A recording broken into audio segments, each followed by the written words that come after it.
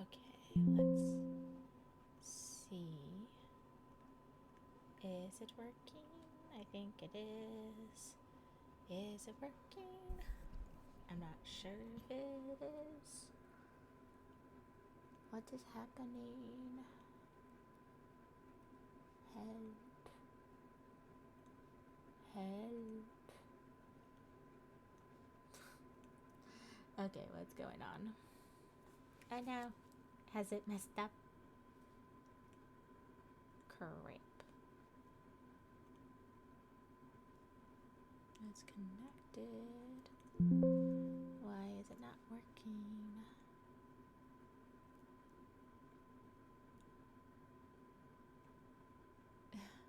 Oh no.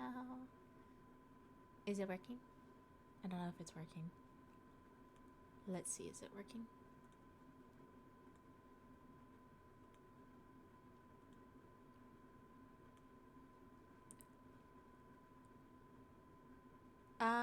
I can't see. Hi, Maya. I can't see the stream if it's actually working. Can you see me okay? Because on my end, I can't see a damn thing. Oh. Did it do? Oh, okay. So it looks like it's doing okay. Okay. Perfect. Looks good. All right. Well, here we are. The first TTRPG stream. Yay! Okay. Perfect. So, what I'm going to do is I am going to get started and kind of describe what it is I'm doing here, as well as start working on some things. So I've just a quick little introduction of this is that I am currently in the process of building a TTRPG system. This is my work in progress, if you will. This is the first time I'm doing something like this, but I got inspired and have been working on building it up. So I figured I would share the process of my building of this system as part of TTRPG Wednesdays, which will also include some gameplay at some point. But the main thing is that right now I'm building. And there's a lot of work that needs to go into it. So I'm gonna just adjust some things around here. There we go. Okay. Yeah. I guess I should probably get started. Any input, any questions about it, I am always willing to answer. But for now, I'm just gonna get started. So, just to share what it is that I am doing, this system that I'm building is based off of the ridiculous idea that'll be fun to play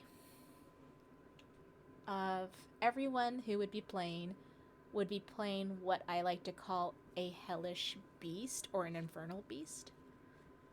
So this could be anything like a demon, a devil, a hellhound, or some other sort of beast, fallen angels, and other things like that.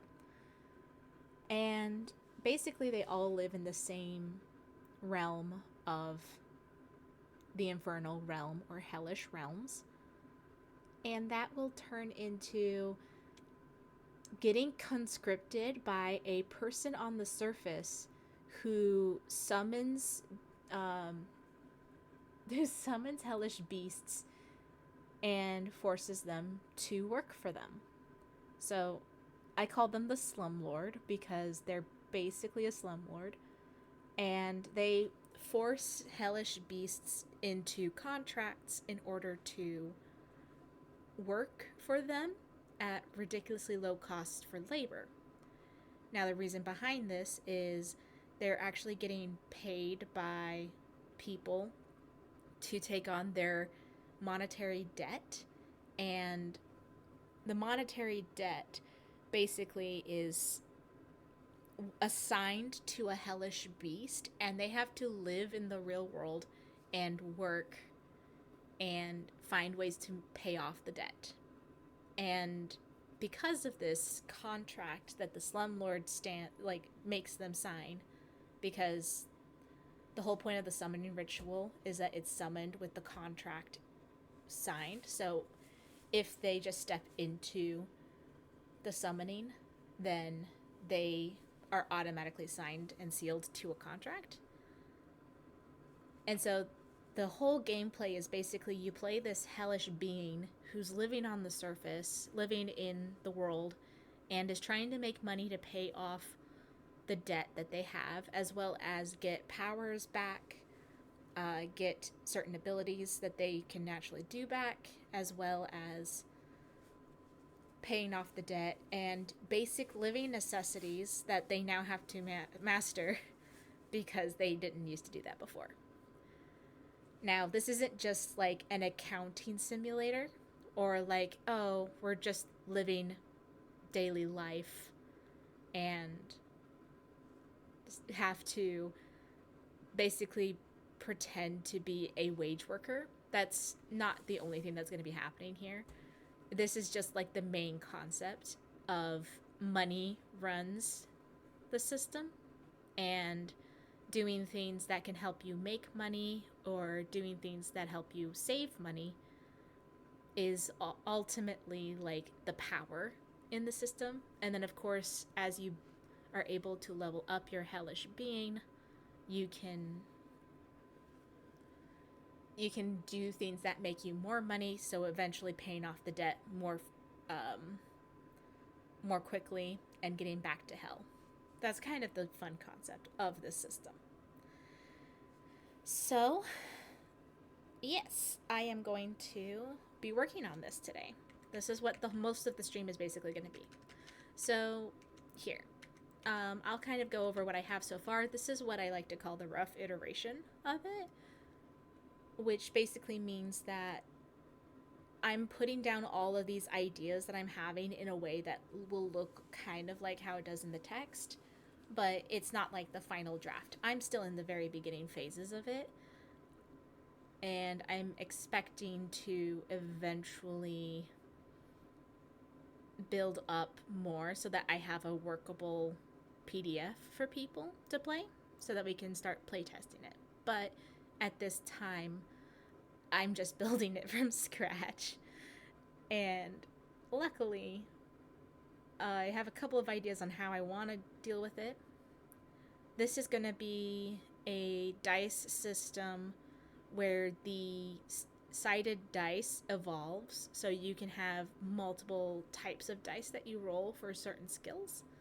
And then as certain skills are gained or certain things are done, you evolve the dice up or down, and depending on what that looks like, it'll be different for each person, but that will increase modifiers as well as higher the dice roll that you will be making. And then of course you can add multiple dice as well as base modifiers as well. But one of the big ones is the fact that it's not going to be a D20 rule system. It's going to go from a D4 up to a D20 or up to a D100 depending on the skill. So let's go over it. So this is what I have so far. Demons, devils, and other variants of beasts that you can be are being conscripted into taking on human debt as a contract that an up-and-coming slumlord has decided to take the occult arts in order to make the most money with the least amount of assets. The game master shall be known as the debt collector, since they will be keeping track of how much debt each person will be owing before the end of the contract. Each contract will have a specific set of language that would be used in order to make sure that there are not that there are no opportunities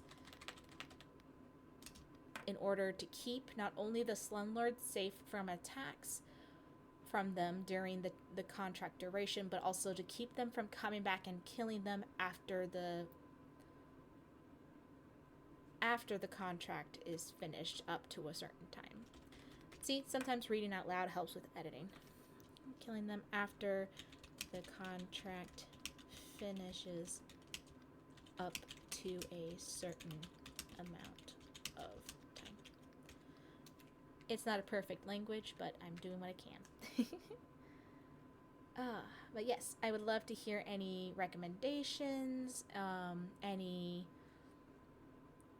would love to hear any recommendations and any input and stuff like that as I'm writing, just to see what people are interested in, as well as kind of introducing the idea of the concept, as well as maybe garner some attention on it, so that if people find this as interesting as I find it, they might want to do it. So yay.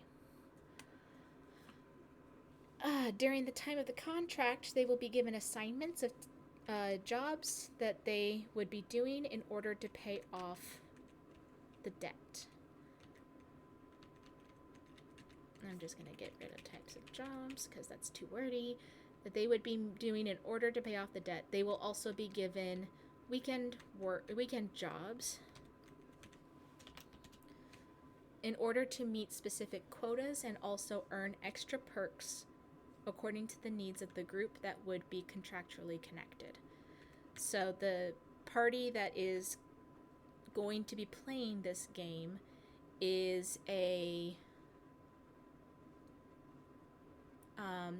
I probably would call them like contract or conscripted group rather than a party, just because it's not really a choice. You kind of have to be around each other for some reason, and depending on how everything works with the contracts, it might be safer to be like, oh, and then we're all working together to solve this problem. I'm working out the kinks of how that is supposed to work, but the main aspect is all of them are working together to eventually pay off all of their debt together. So that's the main thing. With the money, they will have to divvy it up. They have to divvy up to do these things. These are things that will be happening every single session, basically. They will have to pay for basic living expenses. Since all of these beings are not humans or haven't been a human for a very long time, depending on the type of beast you are, it would be difficult to figure out how to survive and deal with all the things that affect, which each of the things that will affect them, as they are temporarily human.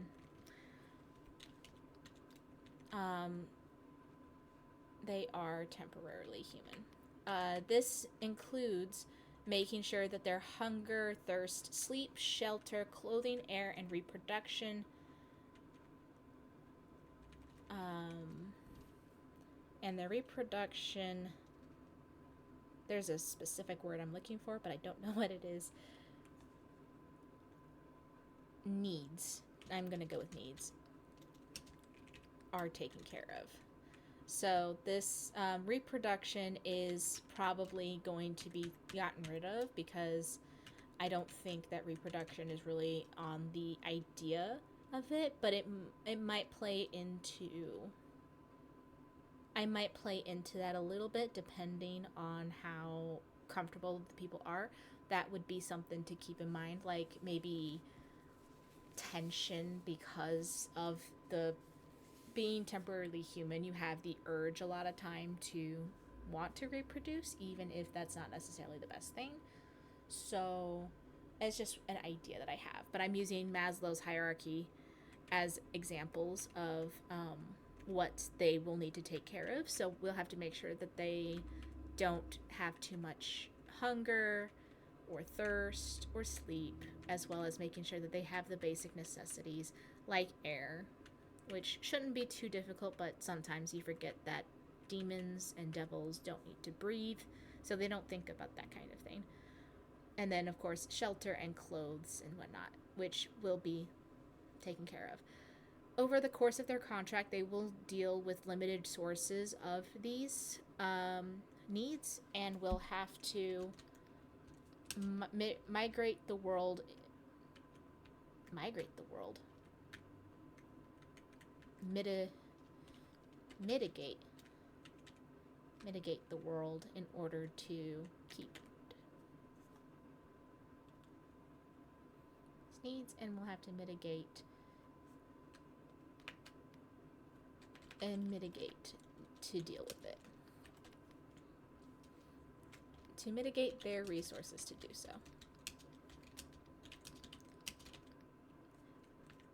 Yes. So any sort of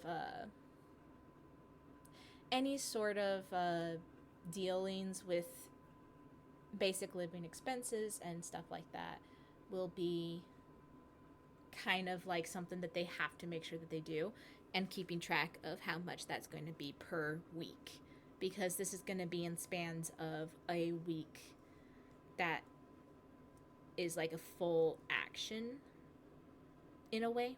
So everyone is basically like, okay, so what are you doing during the weekday, which will be when they work, and they usually work like wage jobs of some sort. It wouldn't be too much role playing or anything like that during the week. Most of the fun that will be had will be on the weekends when they're getting that extra job, and that will give them bonuses and stuff like that. So most of the week stuff will be automatic rolls to just go through the week, and then they'll finish up on weekends when everyone's doing things together. Or free days, I guess, would be a good thing. But this is like all in the span of a week's time. So this is just to give an introduction, if you will. Next up is their overall debt. This is the total amount for the debt that they owe upon signing the contract. This will usually be an incredibly high amount of money, and there will also be an interest rate that will be added on by a certain amount of time. It will also increase or decrease based on story elements and successful or failed missions according to each session. So yeah, this is basically the main thing, that if this gets paid off, then their overall debt, they'll be able to break the contract because they need to have their overall debt paid off. Now, plot twist, as it is with a lot of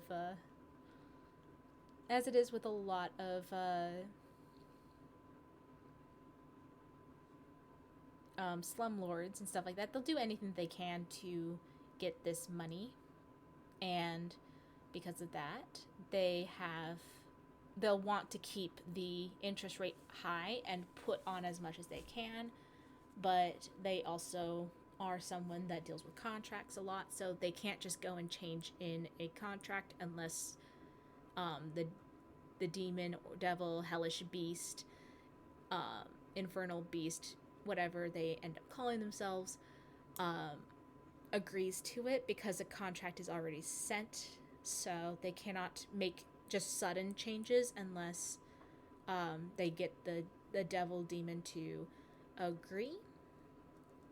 And so that will keep it from being too much like, and then they could just change their mind at the last second. Items that they can use in the human world. This includes human implements that will help make things easier to exist, like getting cars, cell phones, etc. It also will include specific occult pieces that will translate into the human world as well. It may not necessarily be the strongest or the best work, but it can help make things easier while they are trying to gain powers and abilities back. So yeah, this is basically like finding a Steve, finding a Steve or finding a person like Steve. Oh, thanks, Moya. I love that. You love it. It's gonna be a lot of fun. Yeah, I'm very excited. um, but yeah, these will basically be pieces that you collect and build up and use while in human form, that you don't have to have specific items to be able to use it. Like certain items will probably pop up where you're gonna have to have certain of your demon abilities in order to use the item. Most of these occult implements that you can get through like the human world will likely allow you to do most of it while unable to unlock your demon infernal abilities. So you're gonna have options like that, as well as the cars, the cell phones, a computer, things like that that are gonna help with jobs, as well as fun little events after that will help you get things done with limited resources. So yeah, that's one of the items too. The hellish abilities that can be unlocked. These are things that are specific to each hellish creature. Everyone starts off with being a temporary human, and once they get a specific amount, they are able to purchase the lowest of their skills at first, and it would go up and up the tree and get more and more expensive for the higher powers. So basically, it is building a skill tree, or rebuilding a skill tree, if you will. Like, you can build what skills you'll have based on the type of hellish beast that you are, and each person, this is going to be the fun part of it, you're going to have basically a build your own hellish beast thing at some point, where basically you choose one of the types of hellish beasts that you are, and then kind of the vibe that they give and stuff, and that will give you access to different kinds of skills that you can later unlock, and then that will help tremendously. And the fact that you have to buy back the hellish powers will make it interesting too, especially if it's like, okay, do I want to buy back my hellish powers now, or do I want to just pay off my debt as soon as possible? Really, the gameplay is up to you, but it's going to be a little hard to earn as much money as you can when you don't have the capabilities of a hellish beast later on. And especially depending on story arcs, there might be things happening where you might want to have your hellish powers anyway. So it's something to keep in mind as you are trying to figure out what to do with the money. And then lastly, bribes, services, and special events. These would be for specific instances in each campaign, as well as character interaction. So sometimes, in order to survive or do better, spending cash is the best way to get it done. After all, everything is run by money in the system. There is always an option to bribe and pay for specific events in order to get special boosts or benefits. So, yeah, this would basically be like you're doing a special event on like a weekend, and one of the things that you need to do is you need to go into this nightclub or something like that and talk to this dude who's going to be dealing with, I should probably move my thing a little bit farther to the, nope, not you, you, I need to move you, nope, never mind, it's fine, oh, I can do it now, haha, I know how to stream, I do good. But yes, so I didn't mean for my face to block the entire document. Ha. It wasn't the entire one. I'm being a bit much. That's okay. But yeah, this would be basically like, imagine that the weekend job, you're being sent to a nightclub in order to get a package from a nightclub owner that is going to be delivered to a specific spot for cash money for the slumlord, right? And this will help with paying off your debt. However, you find that it's going to be really difficult, and so instead of sneaking into the nightclub or delivering across town on the bus or something along those lines, maybe you pay a taxi to help get you from the nightclub to the delivery spot. Or maybe you have to bribe to get into the nightclub without being hassled by someone. Or maybe you got caught while holding the package, and thus you have to bribe a policeman or a specific person to not do anything with you or to not report you or something along those lines. You also could go to like a spot and then not even have like an issue with them, but be like, hey, if I pay you $50, will you do this for me? And they'll definitely help you out. That can be a form of this bribing services as well as special events. And some of the special events you can get out of having to roll specific roles if you just pay the man.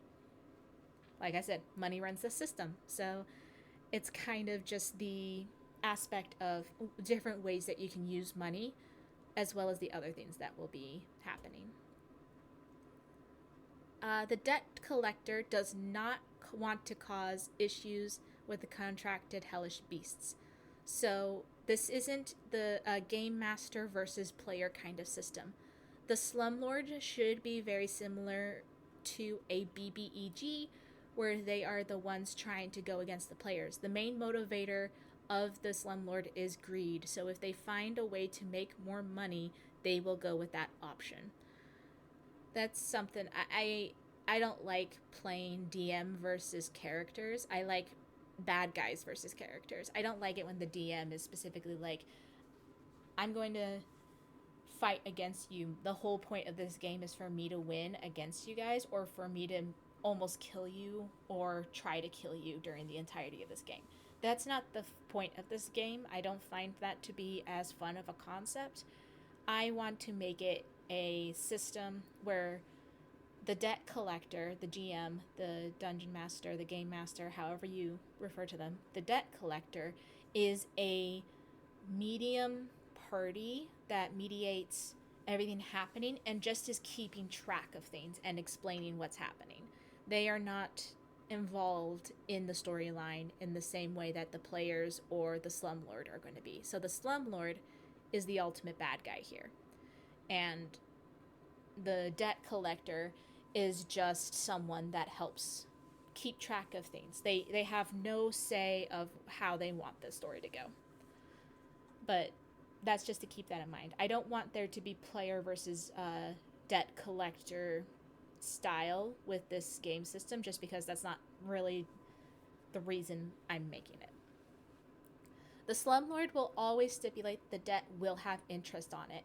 On average, it will be a monthly application onto the total debt, and it will look similar to a lot of loan rates. So it'll probably be like a certain percentage of the interest will be added onto it every month. But the rates can be negotiated, which will lower it on a successful negotiation and will raise it on a failure, depending as well on the final number. So if you were to roll a negotiation with the slumlord to try and lower the average percentage rate, the APR, if you roll and you like critically fail, he will add a lot to the interest rate. Like it's a problem if you critically fail. But if you roll and you fail but only like a little bit fail, he'll add maybe a little extra interest on it just to be a dick. And then there will be and then there, if on a successes, he'll lower it by a little bit. On a critical success, it'll lower it quite a lot. So that's just something to keep in mind.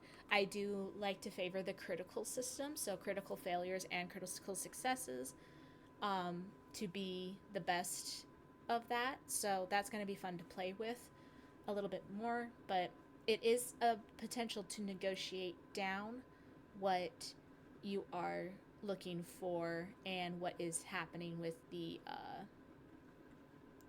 the overall debt, especially if time has passed and you're like, man, I just need to do a little bit more.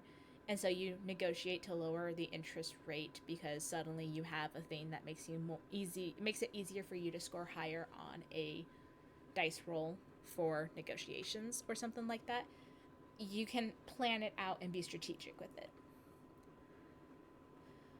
Not only is there a goal to pay off debt in order to get back to hell, and the hell realms and shake off the mortal coils of being a human, there will be other circumstances that will make this process intense and not just about the debt. Other hellish beings might want to hunt down any of the temporary humans because of grudges or power dynamics. They might end up being thrown into human controversies or make human enemies that might try to kill them. And there might be other things that will influence multiple story arcs that would end up falling into that they might end up falling into because of what they ended up doing. So, yeah, that should pretty much summarize what I'm thinking. It basically is a system where it's not just paying the debt, but it's also hiding from potential people that might be hunting you, as well as dealing with other occult people that might know that you are a hellish beast, and so they'll try to kill you because you're not supposed to exist in this world. Even if you are under contract with the slumlord, they might not realize that that means that you can't really do much. There's a whole bunch of things that would cause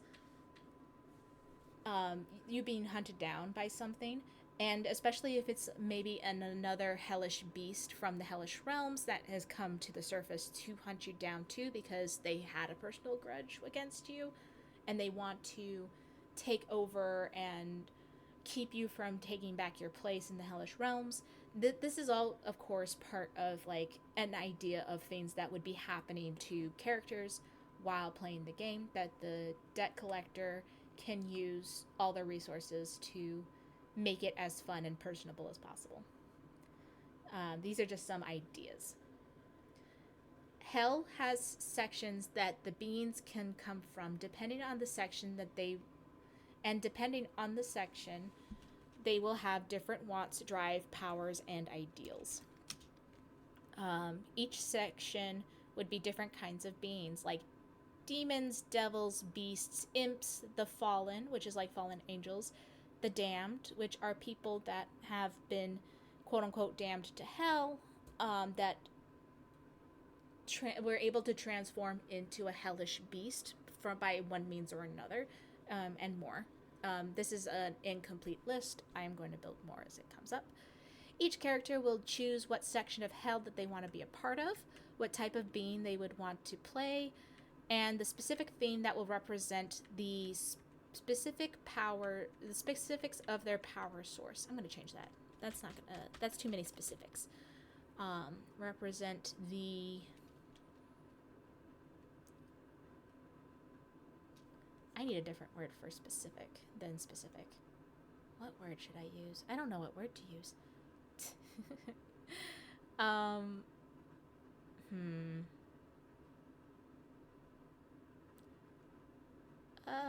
That will be represent the scope of their power source. Scope is a good one.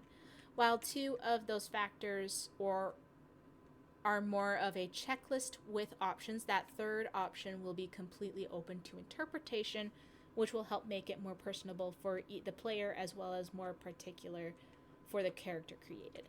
So yeah, basically it's just going to be like, I am from this section of hell, which I'm also building up what hell would look like, because the hellish realms aren't going to be based necessarily on like purgatory or the Christian aspect of hell, or even the infernal realms of Dungeons and Dragons. They'll probably be its own thing.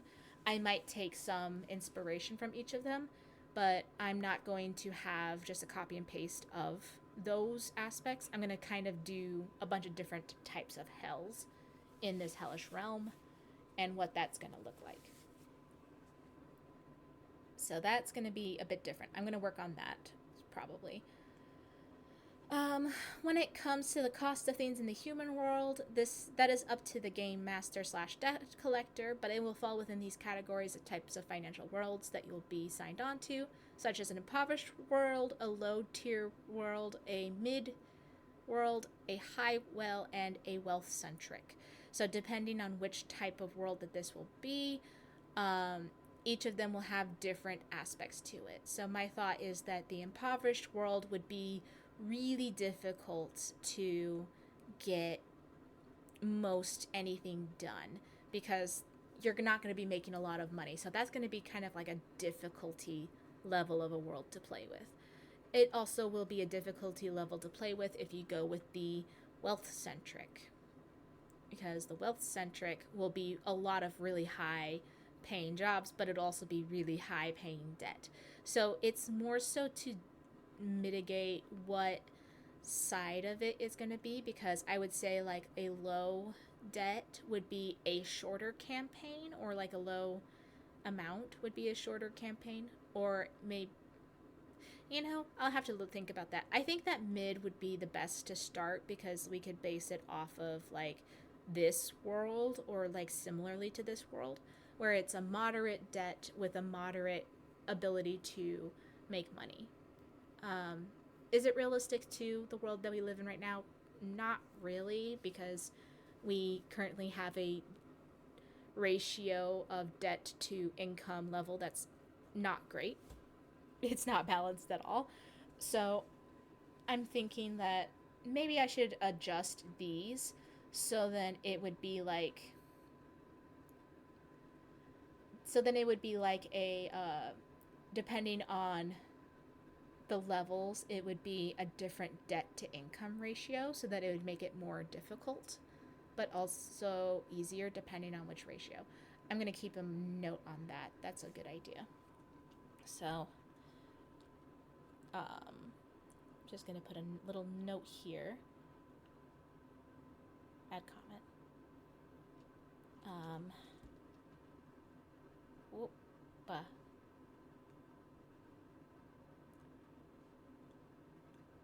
I'm just going to do it down here. Don't mind me. Nope, that's not what I'm doing.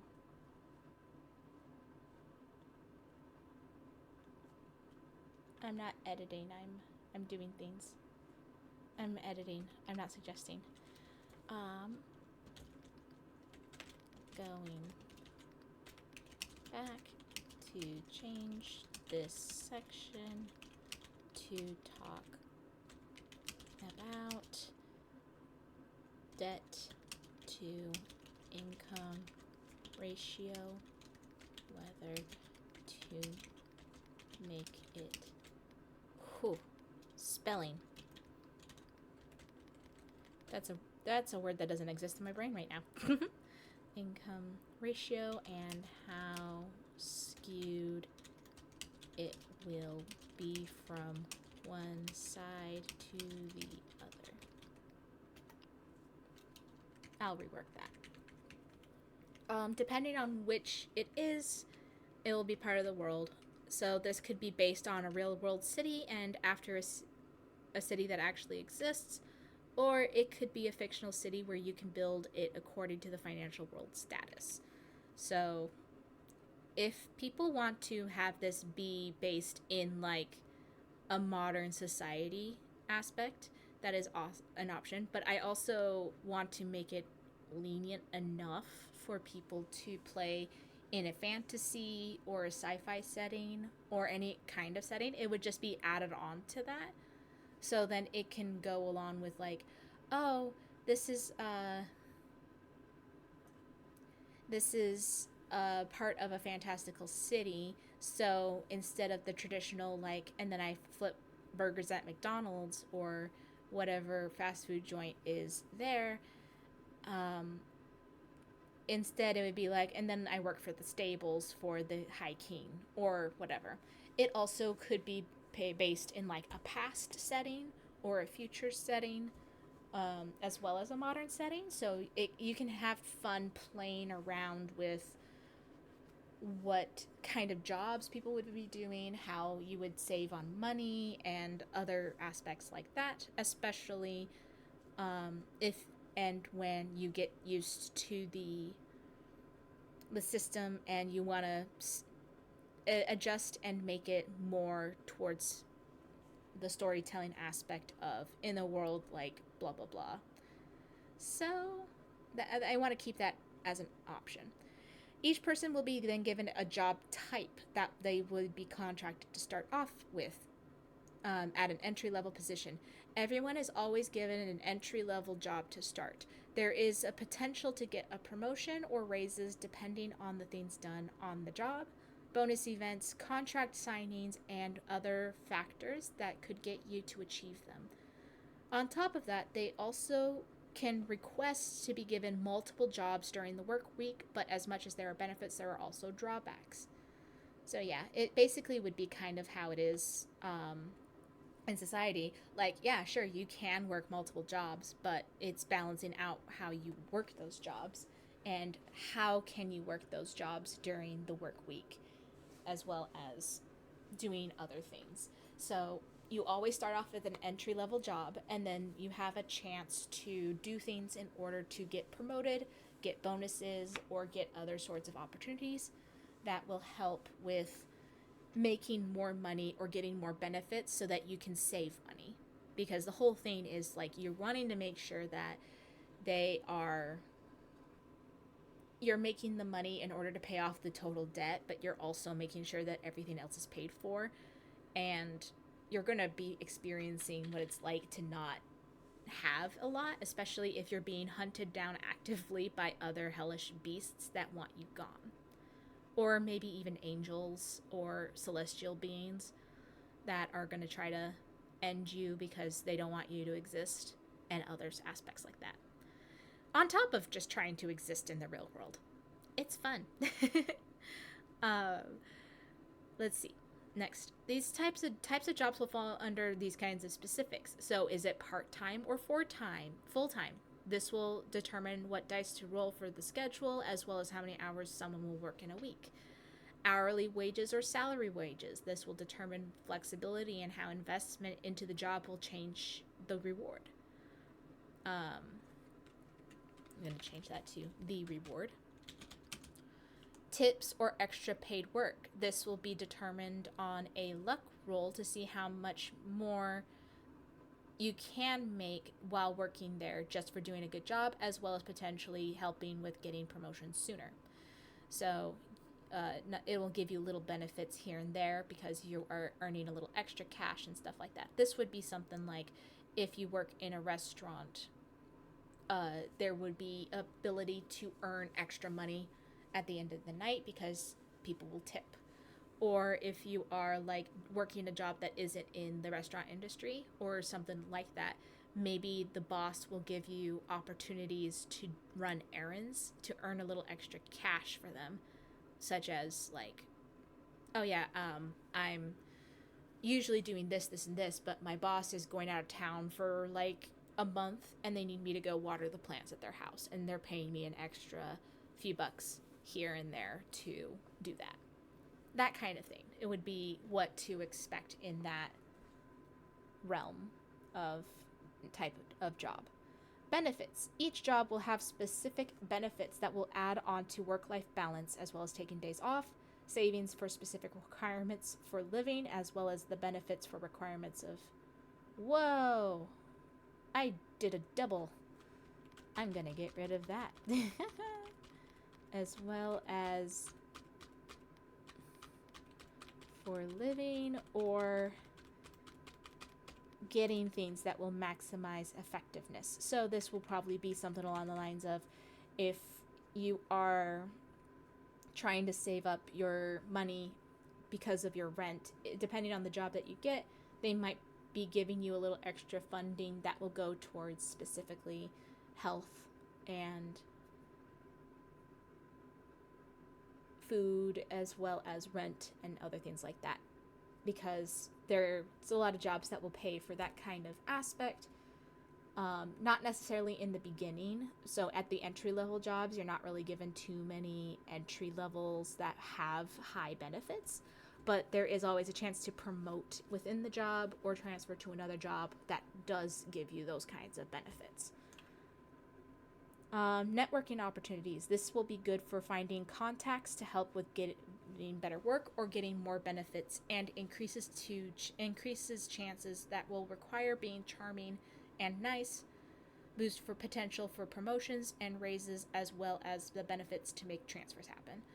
So when it comes to like transferring to another job, the aspect I'm kind of thinking about is that you will have to have a good word put in for you when you're trying to transfer into a different field or into a different job that isn't within the confines of the company, and you're going to want to have someone on your side to talk about that. So networking opportunities is a good deal to have. It's not necessary, but it is a good point to have, especially if you're trying to move up or move out of the workforce. You also could ignore it completely and only focus on like working the minimal job and then putting all of your attention into the weekend gigs, which you can. That is definitely an option. So some people can probably stay as an entry level hot dog flipper or retail sales clerk or something along those lines, and just keep doing that job over and over again just to have a base payment, and then do the weekend jobs to make the big bucks. And then that would be an acceptable way to play. Or you could spend most of that time doing promotions and transfers to get as much money in as possible, but not really put as much attention on the weekend work for the extra benefits and stuff like that. Or maybe the work that you do on the weekends will benefit the long and short of the job. Like you do things in order to get those promotions, or you do it in order to deal down debt or something. This is going to be up to the player. This is going to be up to the player as well as the debt collector. Job transfers. This is able to happen when you are not only you're able to not only pass the interview, but there are specific requirements for the jobs that accept you, especially when it isn't entry-level jobs. But you can circumvent promotions, so you do not have to be promoted in order to transfer, but it would take a few roles in order to transfer your jobs. So my thought about that is going to be that you build skills, almost like a resume, while you are working these jobs.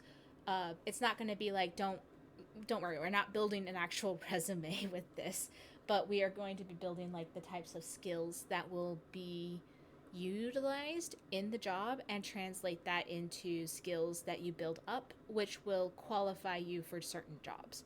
So depending on the skills that you build up, or even the skills that you unlock, because you can unlock some of the hellish skills that you have, and that will help with moving forward, as well as buying things will help with certain skills too if you want them to. And that would be like you build up to a certain amount in order to apply to interview for a job, and then it will be a series of dice rolls that will help with transferring. When it comes to promotion is going to be a weird one, where it's more so a chance dice once you hit a certain level of skills within the company that would be going up to that, which will be offered to you automatically. So there will be let's say like your hellish being is working at we'll say like a retail store. So they've been working there for a while now.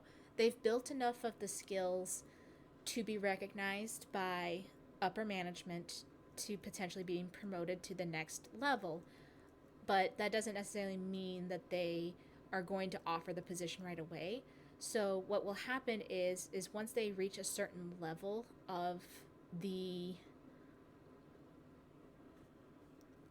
job, and it's basically ready for promotion, either they can initiate the promotion, or a chance table will come up and it will automatically start the process of the promotion, and one of the two parties has to accept.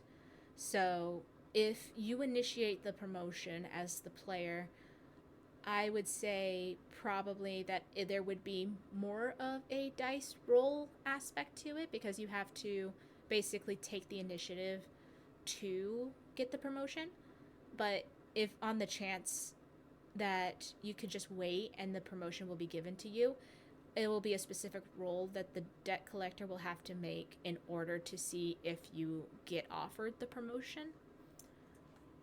And that will be not too common, but it can happen. I want to say maybe it would be like a percentile dice, like a D100, and if you get up into the upper 75 and higher for the dice roll, or something along those lines, I guess it also depends on the job, then that will offer the promotion to the player. And then anything below that won't, or something along those lines. Like I said, I'm figuring this out. This is part of the building of this system. Contracts and deals. One of the funniest things about this situation is that you can make contracts and deals outside of the slumlord, but you cannot make deals with the debt collector. So that is a big thing. Is like you cannot make deals with the debt collector themselves, because the debt collector is an unbiased mediator party that is just there to keep track and tell things as is, as the debt collector, right?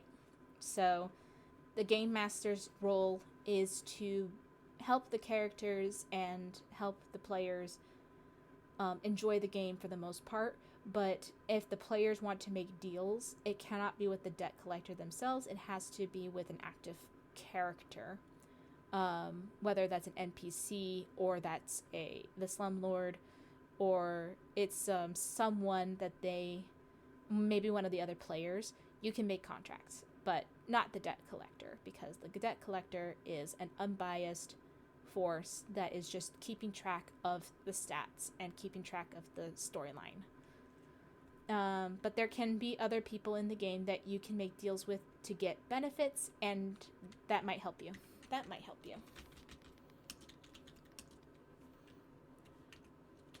There we go. The problem is... Whoa, I'm doing the thing. There we go. The problem with these deals and contracts that will be offered and accepted is that you have to complete your end of the bargain. There will be specifics of the contract and deals that need to be stipulated ahead of time, and if any of your players are trying to get back to hell, these will need to be cleared out deals and contracts to be able to shirk off the binding of their time serving the slumlord.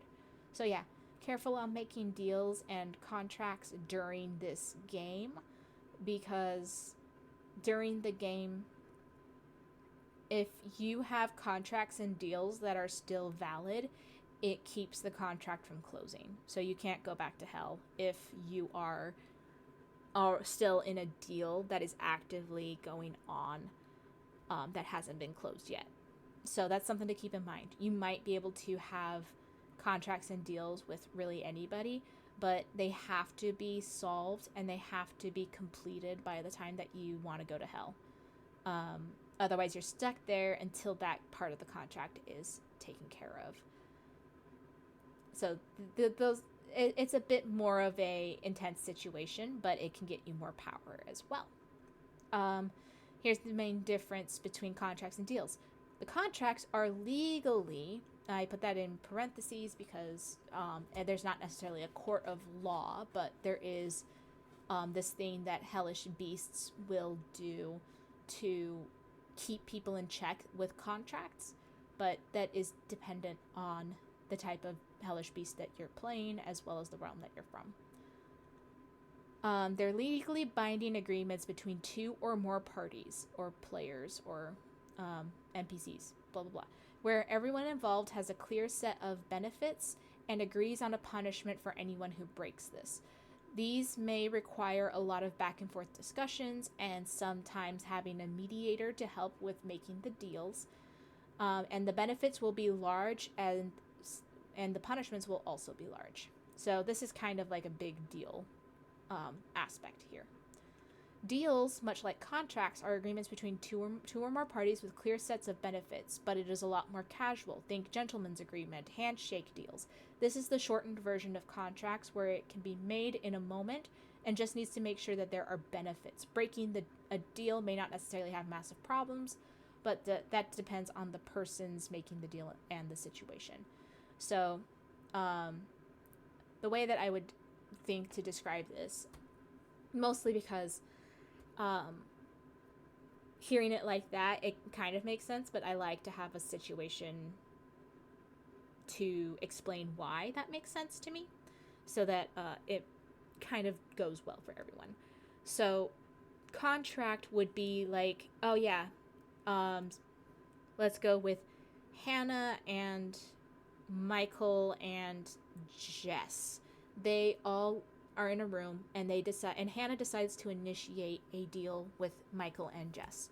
Michael and Jess are both going to be offered something that will benefit them, and in return, Hannah wants Michael and Jess to do some things to benefit her. And because of this situation, Michael sees this as a win and Jess sees this as a win. Let's just say that they both are like, oh yeah, this would be good. And then both of them, all three of them, will sit down and decide exactly what it would look like for the contract to finish and what would happen if one of the parties or multiple members of this contract breaks the deal. And this could be something like, okay, all three of them decide that if anyone backs out of the deal, they get to take items from their human stash, like the human occult stash that they've been using for their work, and distribute it between the people that have been wronged because you broke the contract. And so let's say like then Jess breaks the contract for whatever reason, then that means that they get their human occult pieces split between Hannah and Michael, who upkept their part of the bargain. They also there should probably be a clear intention of when the contract ends. So you cannot just leave it on a note of, oh, whenever. It should always have a distinct ending point, such as like, it'll end once we pay off all our debt, or it'll end once the angel that's been hunting us has been demolished, or something along those lines. There should be a clear and concise ending. A deal would be if Hannah, Michael, and Jess are off in the park or something like that, and Hannah gets chased down by a celestial being while walking through the park, or an infernal being, a hellish being that has come up to try and take revenge on her because of something that she did. And as she gets to them, she's like, hey, help me fight this guy, help me stop this guy from killing me, and I will do something in return for you. And she could keep it as vague as she wants. It can turn into an IOU, or she could be specific, like, I will help you with any job on the weekends that we do, or I will drive you to and from work this week, or I will do it for such and such time.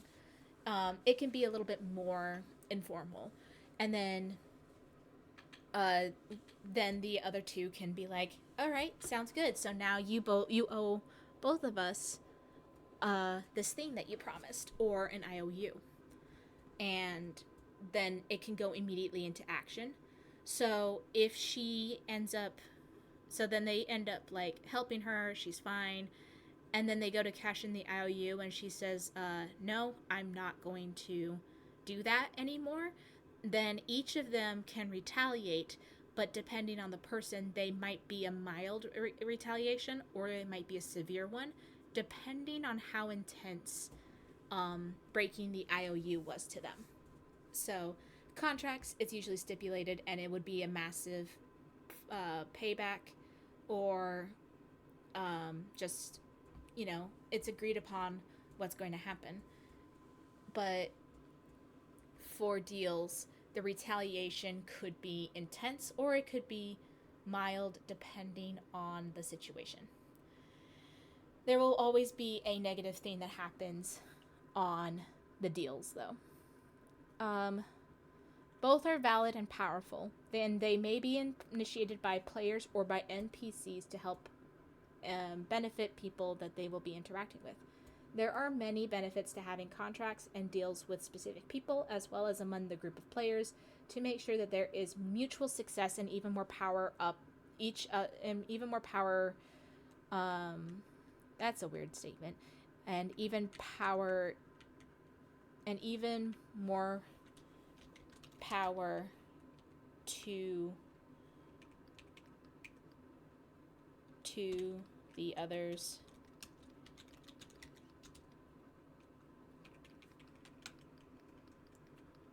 With the final goals, the final end goals. How to make a contract. This is going to be the situation. I stopped around here because I was working on it, and then I stopped because I had done enough work on it for the day, so I promised to come back. But this is basically what I have so far.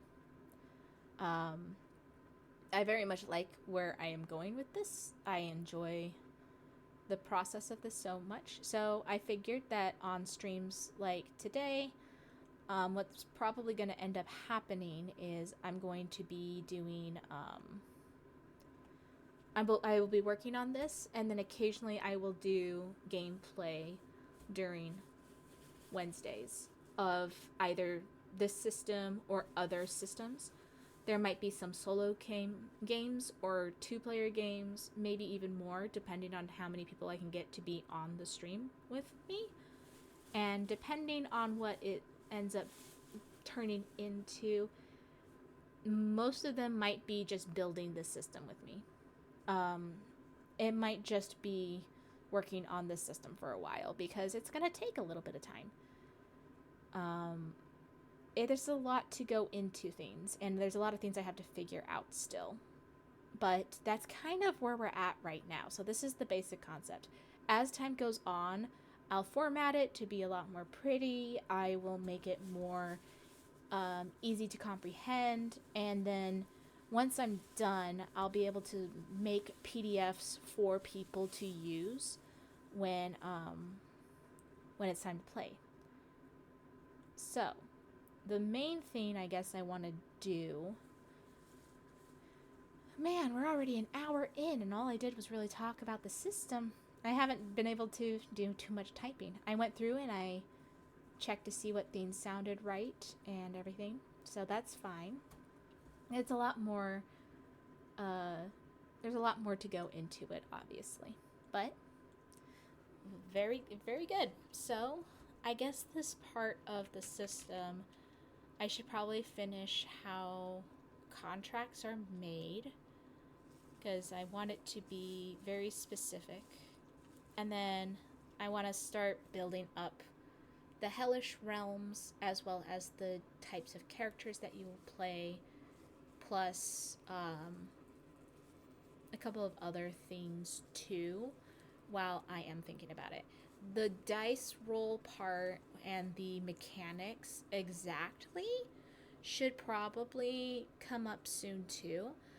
I have been working with my partner to come up with some mechanics on the technical level, because they're really good about that, being someone who has been a dungeon master, a game master of multiple types of systems for a very long time. So they have a good sense of like the ins and outs of gameplay. And I would also love to hear suggestions from people who are watching, suggestions of types of things to add into the game or to play around with. And then I'm also trying to figure out what to call it. I've currently just been calling it Contract or Contract TTRPG. just because it makes sense, but I feel like that might not be the best title for it. So I am down to hear any suggestions on titles and uh, specifics that people would want to see in the system, because that's kind of the main thing I'm going for. This is going to be kind of a not quite crowdsourcing, but recommended crowdsourcing while I am building it, as a way to add things that I might not have thought about in the beginning. So, yeah. Let's get started on that then. This stream is going to go on for a while because I wanted this to be a longer set of streams when as time goes on, so that if gameplay does happen, it can encapsulate a whole session without it being too much more. So, yay. All right, let's get started. So, I guess the main thing that I want to do up here, I think I should go over and just double check, make sure everything is good. Basic, I think I'm going to keep this, the 5 things to buy that money would be used on, primarily, will be important to keep. This one, I need to go back and work through this. So what I'm gonna do instead is I'm going to make this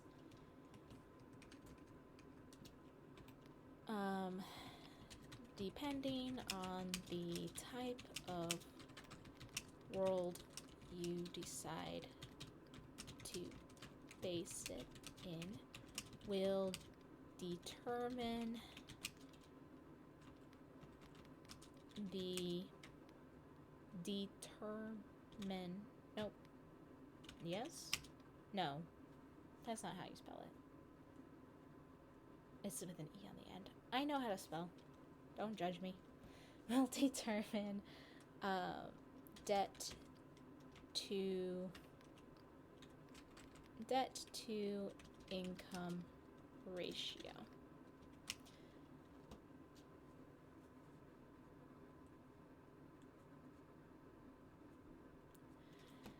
This could be based off of a real city or modern setting, or you could play with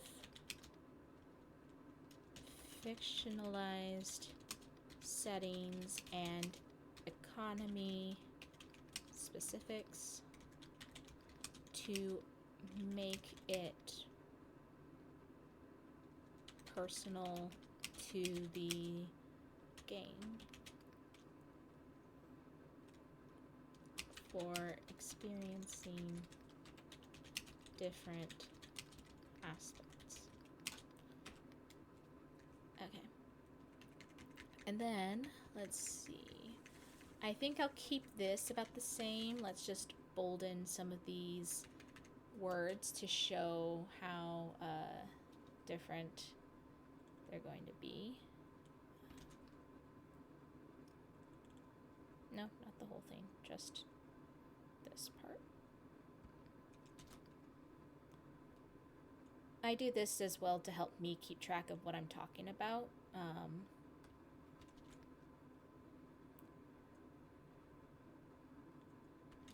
And yeah, I also want to use this time as I am building this sheet as well.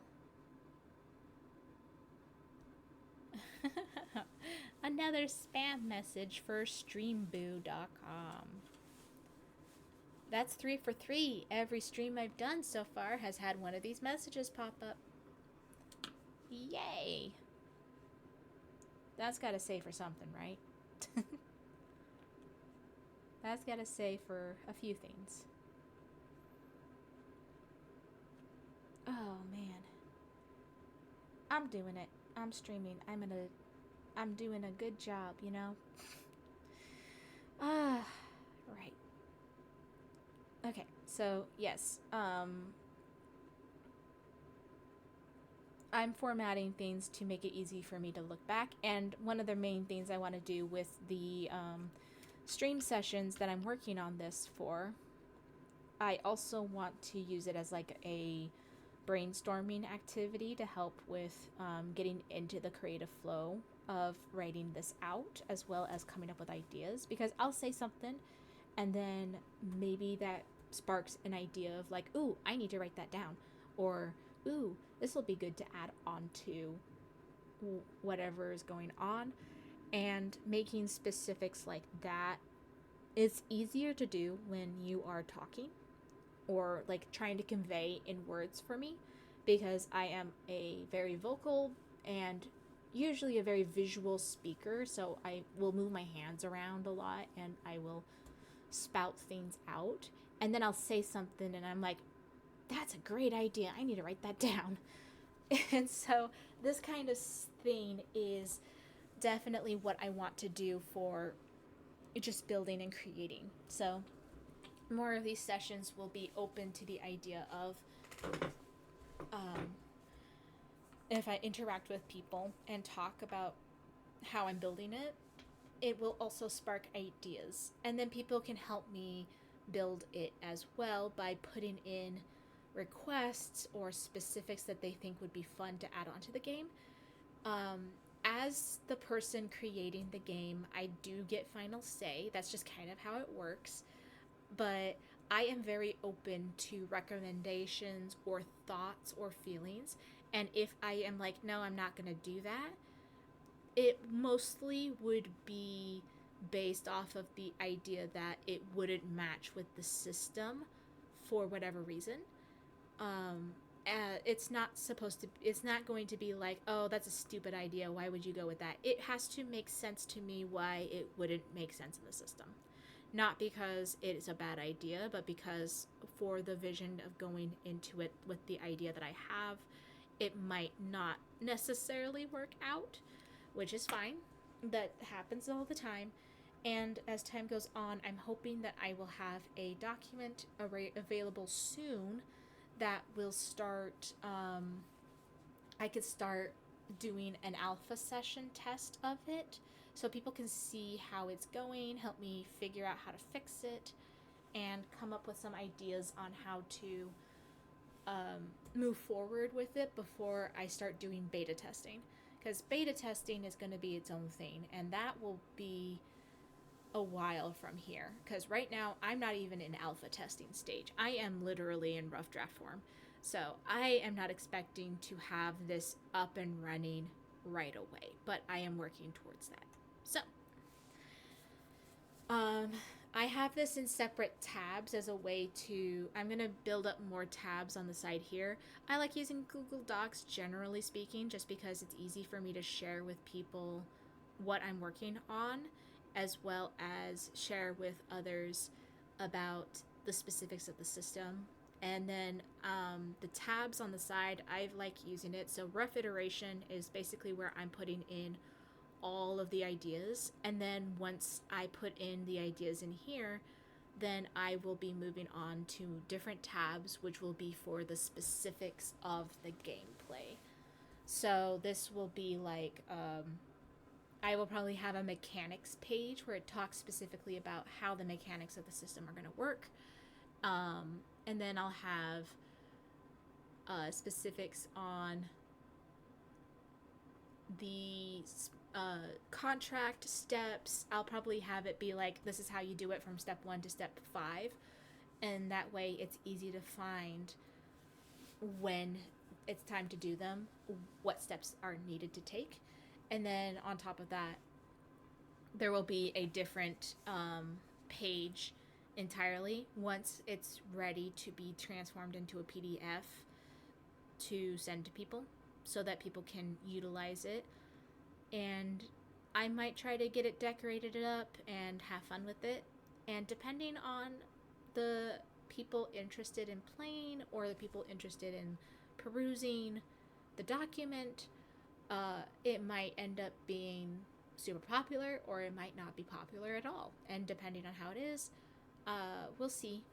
I'm still in the beginning stages, so I can't think too far ahead of it yet, And since I'm sharing the process, I'm not too hidden, playable, like I'm not too worried about losing money or losing stuff about the system because I am sharing the process as I'm building it. I don't want to end up keeping it and hoarding it all to myself. It is definitely a lot more of I want to share it, but as I'm working on it, I want people to see as I'm building it and interact and put their input. And then when it's done, it'll probably be a free resource for a while, or at least free to a certain extent.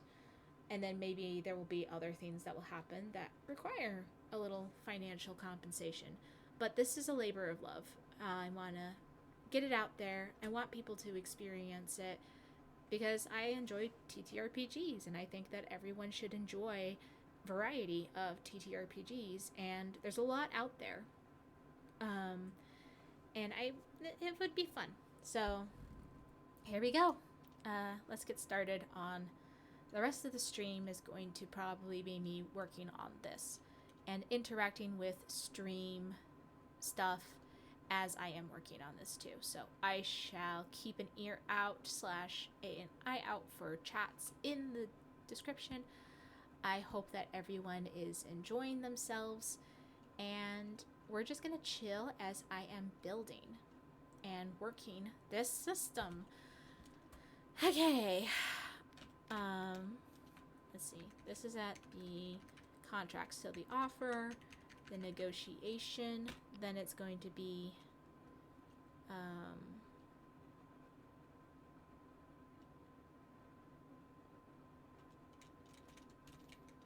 I don't remember how I was going to try to do this.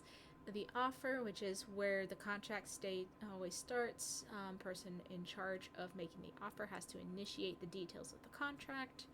The proposal should start by naming all the parties involved, then talk about the benefits that will be given to each of the parties, and then ask what they would like in return. Negotiation, this is the stage where the parties, the others have accepted to do negotiations on the contract, and this is when they will debate on terms of which include one of the following: the benefit for a party A, the one who offered, benefit for party B and C and D, etc.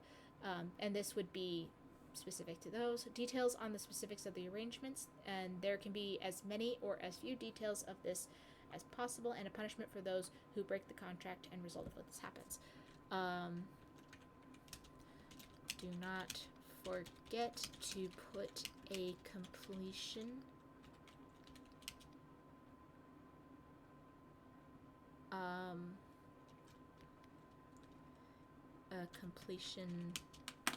there's gotta be a word for it. Because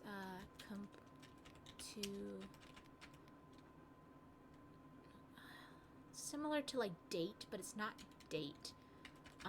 Completion.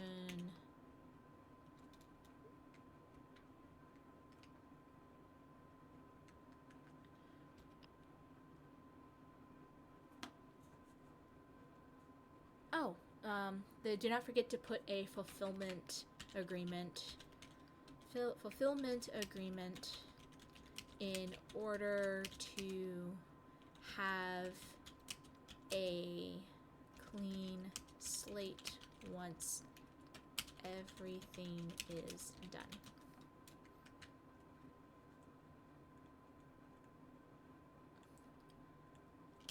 This could be a date specific. This could be a specific date, a goal being met, or once the benefits have been completed. Not beam. Completed. 3 shall be... I don't know what to put 3 as. That's a good question. Man, I got so many chats in here this is good for our first stream. Well, first of this particular kind of stream. I did another stream, another 2 streams, but I only have the VOD for 1 because the other one, the VOD was lost into the ether, so I am never getting that back. That's what's happening though. So, let's see. Got the negotiation.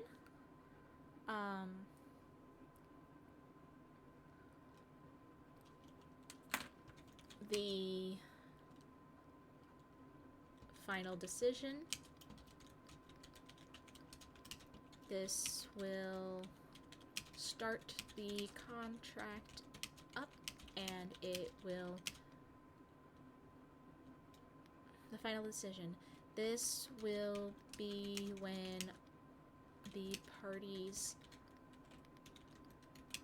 decide to go through with the contract or not. If they decide not to, then the aspect of the contract offered and negotiated on becomes null, and any future contracts will have to start at the beginning. If they decide to go forth with the contract, they will then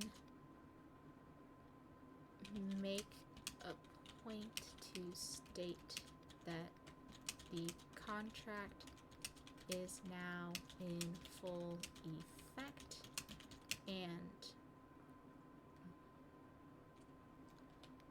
everyone holds up their end, well, and everyone moves forward.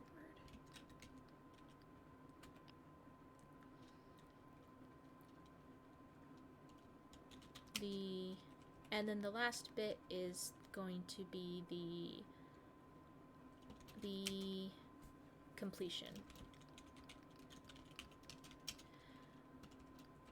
If the contract, let's do a 3.5.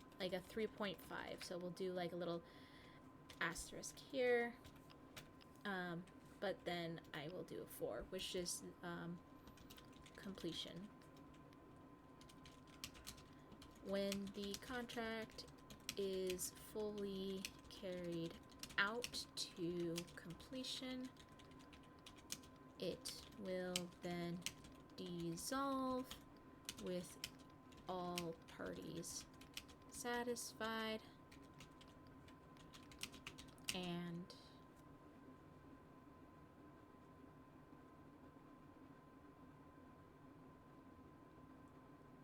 all parties satisfied, and any final benefits will be taken care of, as well as allowing for more space for contracts or ideas for contracts. More space for contracts or deals in the future. And that's probably something I should put up here too.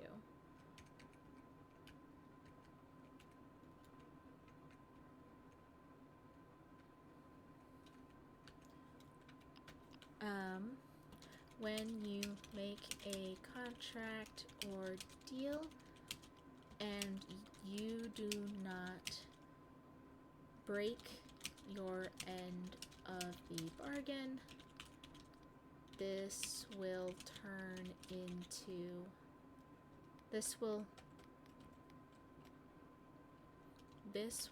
benefit your connection with the other party. Ease / ease. No, it would be with the bracket. Parties involved, which will be favorable in negotiations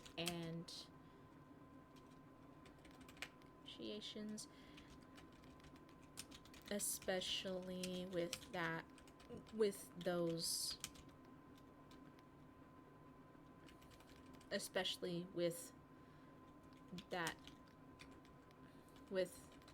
those involved with the contract.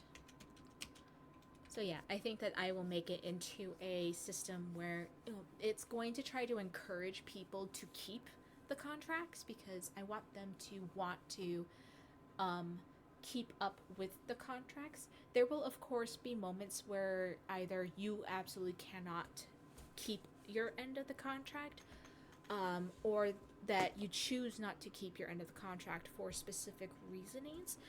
And I want that to still be in effect, but I do think that if you keep the contract, it's going to reward you on how you keep the contract, if that makes sense. So I want there to be a punishment for not keeping contracts, but it would also benefit to keep contracts anyway, even without it being based on what is agreed upon in the contract. So I think that it will help with making it easier to pass and make contracts, or manipulate people into making different contracts with you, or maybe be able to charm your way into getting more benefit than they actually need, or that they will receive in a way that is easier to hide. But in order to be more convincing, you probably want to have more successful contracts where you don't break them. So that's the big thing that I want to go with. When you break a contract, it will end up making contracts in the future at a disadvantage, depending on the severity of the contract or deal. Because, like I said, contracts are more of the legally binding one, so they're kind of a bigger deal than the deals would be. They're a bigger problem and benefit because there is more going into it. While with deals, it's more of an on-the-spot thing, so you don't have to put as much thought into it, which could lead to it being more or less the same as a contract, but you're probably going to end up having most of the punishment be the retaliation rather than an agreed upon punishment, which is going to make things interesting. So yeah, that's kind of a thought process. Retaliation, that's another thing I need to go over.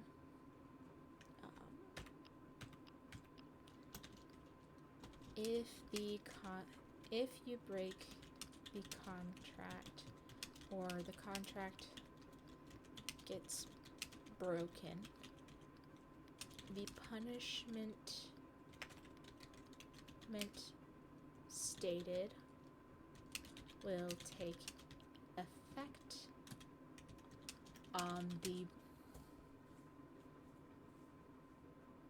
There's a specific term for it. What's the term? There's a specific term for breaking a contract. Breaking a contract. Breach of contract. That's what I'm looking for. Effect on the person breaching the contract.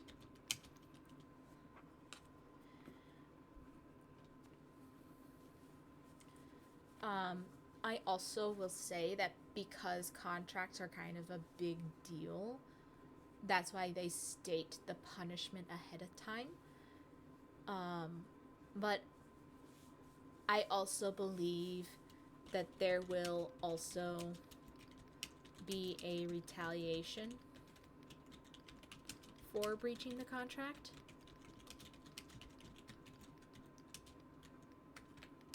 Like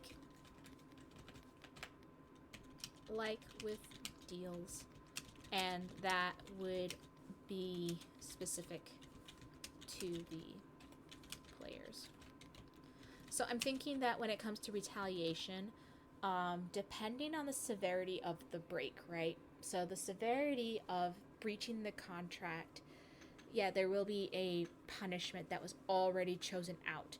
And part of the stipulation of the punishment could be that retaliation is not formed against the party that breached, because there's already a punishment set out, so that is retaliation enough. But unless they stipulate that it's not going to, there is no retaliation can take effect. So it's good to put up ahead of time that there is retaliation or no retaliation in a contract. In a deal, if you break the deal, there's no set punishment that's going to happen, just retaliation. So you cannot be like, no retaliation if one of us backs out, because that's not the case. You know what? I'm just going to leave retaliation as a deal thing. Breaking the contract, there will be things.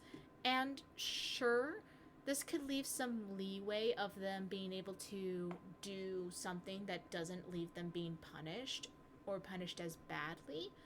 But at that point, that's no longer a part of the contract. So if you do choose to react to that, that's a person-on-person thing, not a contract-specific thing.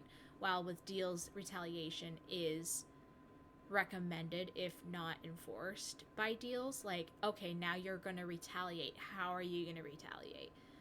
Versus like with contracts, that there's a punishment already in place, and sure, you can get around the punishment by doing things. So like if you made a deal, you can be like, oh, but I didn't do this, blah blah blah, and then they're like, oh no, you broke the contract, you're in breach of the contract. Now we put the punishment on you of losing $1,000 on your debt or something like that. And then they're like, oh no, I lost $1,000 of my debt. But then they had negotiated with their with the slumlord and was able to be successful, and the slumlord basically was like, never mind on that, and got rid of $1,000 worth of debt, so it kind of just canceled out. Or something along the lines of like, if you're in breach of contract, you will be giving your earthly possessions to the other two that you breached the contract with. And when you breach the contract and you don't have any earthly possessions, then sure, you technically got out of it scot-free.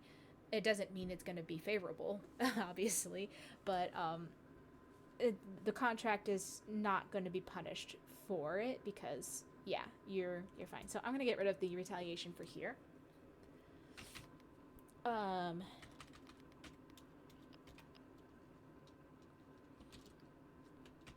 For deals, how to make a deal. It's basically going to be like how to make a contract, but instead there is going to be a offer where the player makes an offer to another party or multiple parties in exchange of them helping, in exchange for a benefit for them. 2. um, acceptance, banter. This is where any negotiations will take place, such as the specifics of the benefits for all parties involved. 3, acceptance or refusal.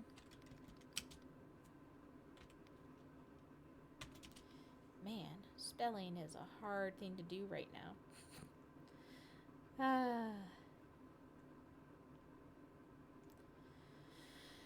Acceptance or refusal.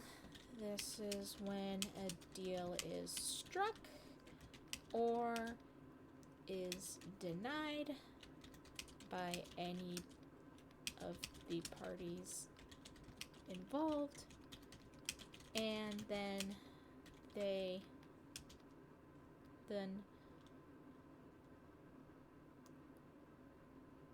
move forward, and then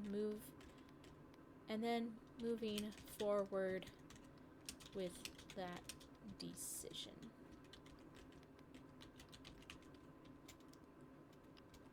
That's basically it. Well, no, I'll add deal cleared. If the deal results in an IOU or repayment,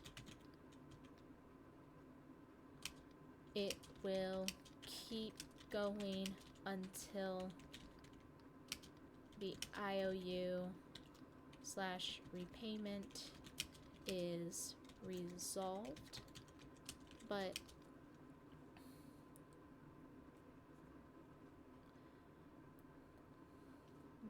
will automatically be cleared. As long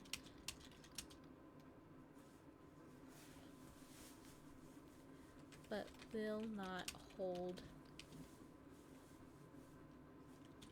too much merit during.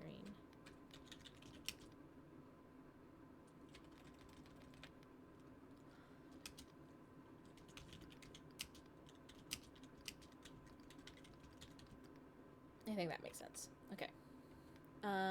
Asterisk. When someone doesn't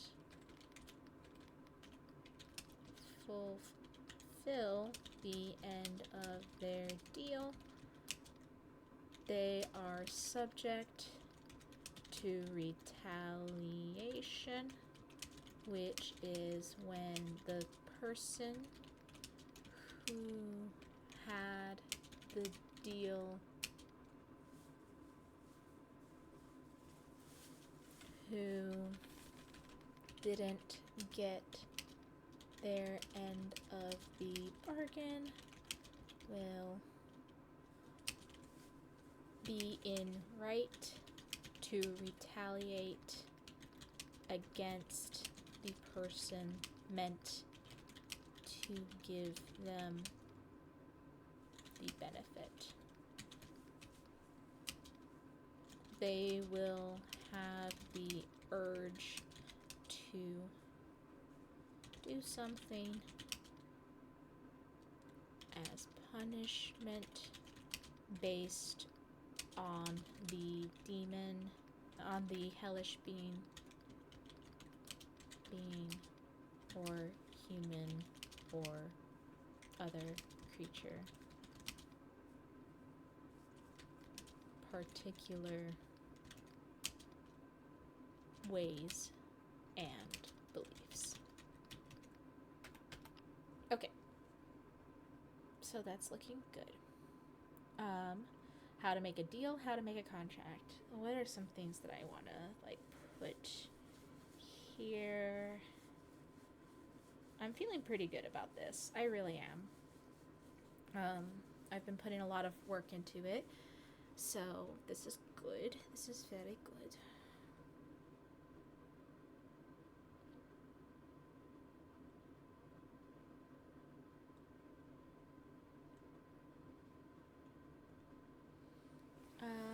I think the next thing I'm gonna go over is probably building the Hellish Realms. I think that would be good to start with. So, I'm gonna put here Hellish Realms, and this is kind of going to be where I work on that.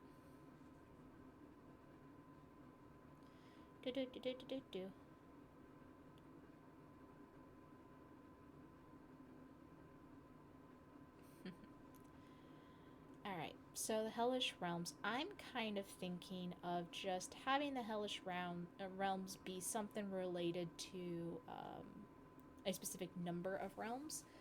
But a lot of what I'm going to be going with in that regard is probably going to be something along the lines of not so great aspects of crimes and not quite vices, but yes, vices, if that makes sense. So I'm not going with the traditional seven deadly sins aspect, although they'll probably be involved because there's a lot of things about those that will be involved. But I'm not doing a seven deadly sins versus seven heavenly virtues because that's been overplayed, that's been overdone. I don't really feel the urge to have that anymore. I more so want to do more negative connotations and why did I say it like that? Negative connotations as well as things that are a problem, and adding that into the vibe of the hellish realm. So yeah. And it could be debated. I kind of want this to be like a weird debated thing of like, oh, if you do things in a specific way, it's the intention of it that made you go to hell versus go to heaven. So like in this system, I don't want it to be as simple as you murder someone, you go to hell just automatically. I don't want it to be this is the only kind of realm that exists. I kind of want it to be matching realms. So like the celestial realm will have the opposite side of the hellish realms, where each of the realms are associated with each other in the way of like it's the same action but with different intention, you know? So I want there to be like, oh, and then there's a debate of is this a being that deserves to be going to heaven or to hell based on the intention that they had when they did the thing that they did. And if the intention was good enough or negative enough, was positive or negative enough to warrant that the intention and the act thereof is good enough or positive enough to go into a celestial realm or into or if it's negative enough to go into a hellish realm. Because I don't want there to be like, oh, everyone in this is evil, because that's not evil is not necessarily a term that I'm using in this. It's more so it wouldn't be evil and good. It's going to be selfish, self-centered, or like self-preservation versus more altruism. Even though true altruism doesn't exist, same with neither is true self-centeredness. Well, that's debatable, but you know what I mean. I don't want there to be. I want there to be less good versus evil and more debate about how you're able to get there. You know. So, the hellish realms are gonna have their own specificity to them, and they're going to have a celestial counterpart, which will be the opposite version of that in the celestial realm as well. So, I like the term celestial and hellish. I might do hellish realm and angelic realm just because that sounds better than celestial versus infernal. Because that's a little too D&D related. So I'm going to use hellish realms and angelic realms. And when it comes to the angelic realms, that is not going to be the main focus of this gameplay, since everyone that will be playing is playing as a hellish beast or a hellish being, a hellish entity, where you're from the hellish realms. The only reason that the angelic realms will make sense is, one, if you've chosen like a fallen angel as the character that you play, it might make sense because it'll be converted from the angelic realm to the hellish realm, and that will change things up.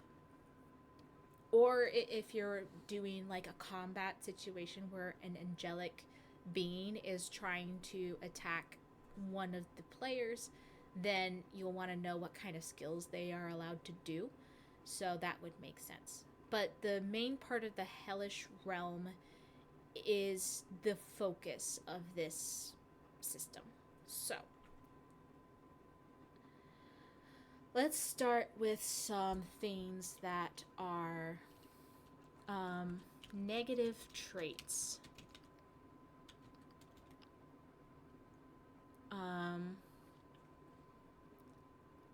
We're going to kind of just put a whole bunch of negative traits, and then what I'm going to do is I'm going to go through and be like, this is a realm, or this is a realm, or this is going to not be a realm, okay? And negative traits are going to kind of be everything that is done. So here's what I'm going to do. I'm just going to do a big old list of traits that are considered flaws, and then we're going to have a realm dedicated to those flaws. And then as I go through the traits, I'm going to also what I'm going to do is I'm going to take that aspect of these negative traits, and I'm going to put them in the realms as like a way to deal with all of that. And then there will be that makes sense. Okay, so here's how I am going to do it. So here is a whole bunch of traits, and anything that is kind of this is a big long list, and anything that ends up being basically the same kind of trait, I'm just going to put them all in the same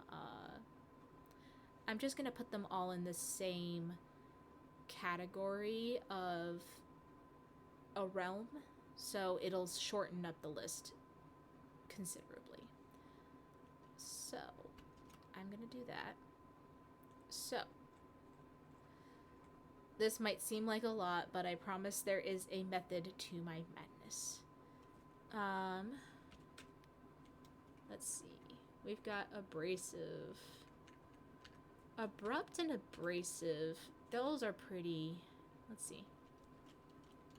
Abrupt versus abrasive. I just want to get kind of a difference between them. It refers to a sudden, unexpected, and sometimes rude way of speaking or acting, while abrasive describes a harsh, unkind, or even aggressive manner that tends to. So they're similar in a way. I'm going to debate whether these two are going to be part of the same realm. So here's what I'm going to do. I'm going to highlight abrasive. And I'm gonna just start highlighting words that make sense to me to be in the same realm. So abrasive, abrupt is also going to be that. Nope, not that. Abrupt. Agonizing.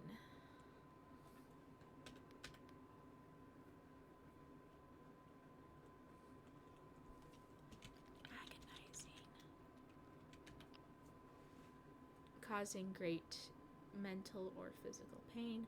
Yeah, I'll call this its own thing. I know this is going to be a lot of stuff happening, so don't worry, this isn't going to be the only thing that I'm doing. Aimless and airy and aloof. I'd say that these are all in the same realm of vibe. So I'm gonna put you guys as orange. There we go.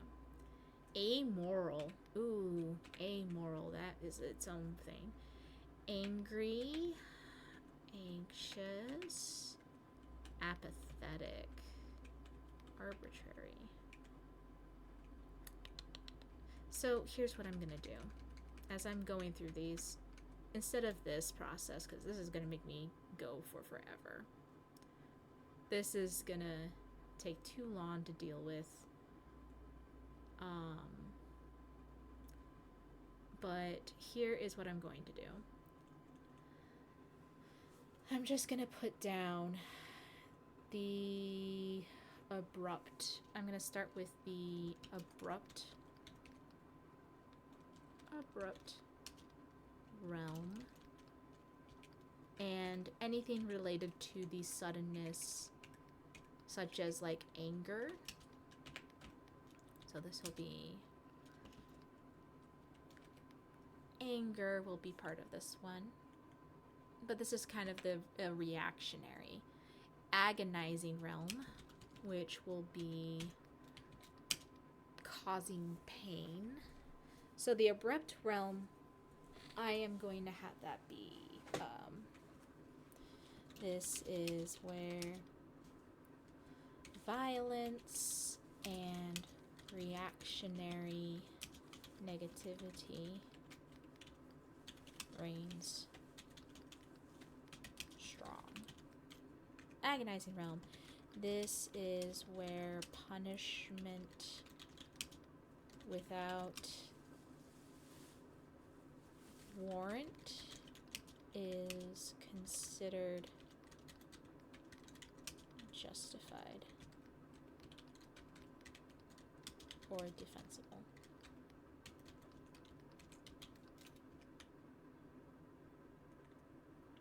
I knew I spelled that wrong. Haha. Look at me. I know what I'm doing. Haha. Okay. I just want attention. That's why I'm on stream. Kind of. I don't need attention, but attention is nice. Aimless, airy, aloof. I would put that all in like the an apathetic realm. No care, no work, no feelings, just existence. This is like I said, this is the rough draft of everything, so anytime that I do anything with this, I'm gonna kind of put this all in the same area.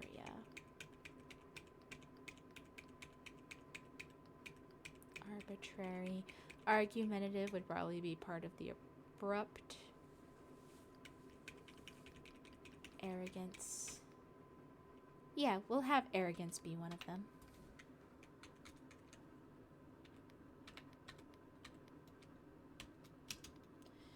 Where the better you can't help but feel better than everyone around you and must maintain that status.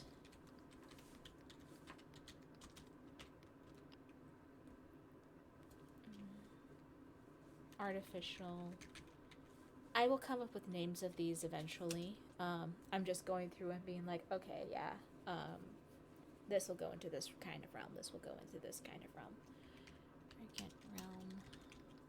And then I'll find good names for them too. So no worries. I'm not married to the idea of these names. I am just going off of vibes.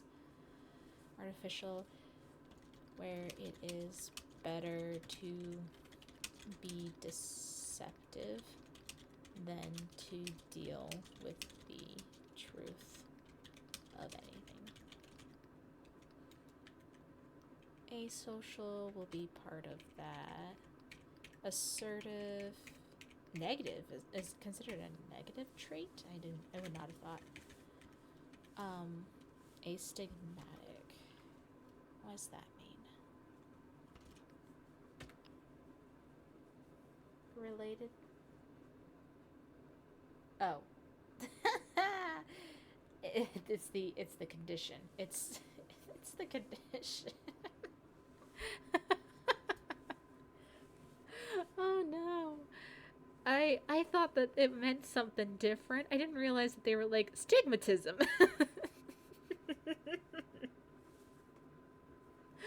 Oh boy, English is funny. All right. Barbaric. That would be a good name for the agonizing realm, the barbaric realm. Barbaric realm.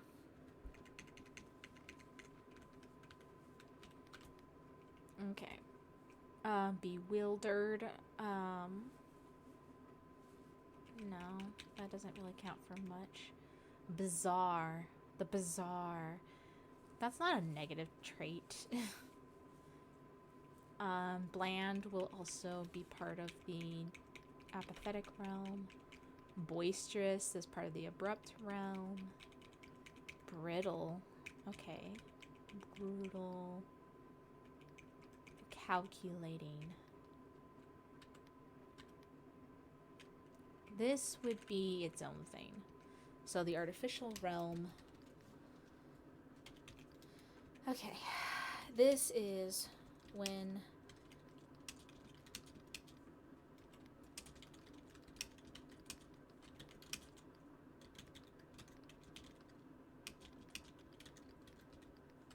investment of yourself and doing what it takes. So calculating is going to be a specific form of like arrogant. It's not quite arrogant and it's not quite artificial. It's its own thing. This will be the difference between like someone doing something because of a reaction versus making an active choice based on the fact that they are wanting that final result to be a specific way. So then there is more choices and reactions to that. So yeah, I think there'll be two separate realms, and we can get more into the specifics of them. And if it ends up not working out where that's the specific realm anymore, because it can be enveloped into one massive realm, then I will edit that in. This is just me going through the list. And hey, I'm already at C. Callous, cantankerous, careless, cautious, I guess. Charmless. Yeah. Childish. Okay. Clumsy, coarse, cold, colorless, complacent. Ooh, complacent. This one would be an interesting one because in the complacent realm, this would be when you see things well, no, that'd be part of apathetic. It wouldn't be its own thing. It would be part of apathetic. I made that decision. Complaintive, conceited, condemnatory.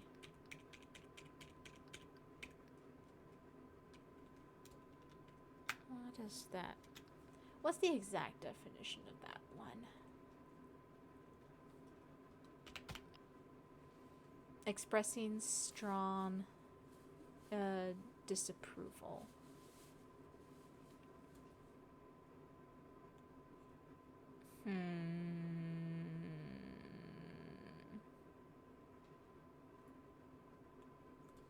Yes, I think I'll make a realm for this. I'll probably call it something else, but yes. Where you purposefully and fully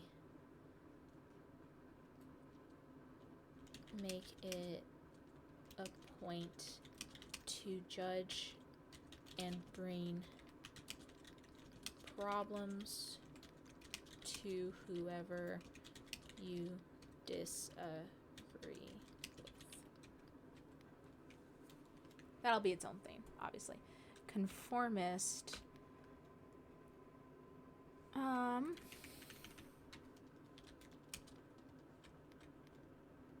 I think so, yeah. Let's do this. A realm where you changed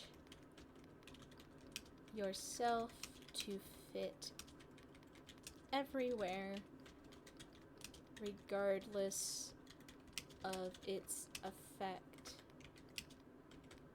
Regardless of... That's a good way to put it. Regardless of if you are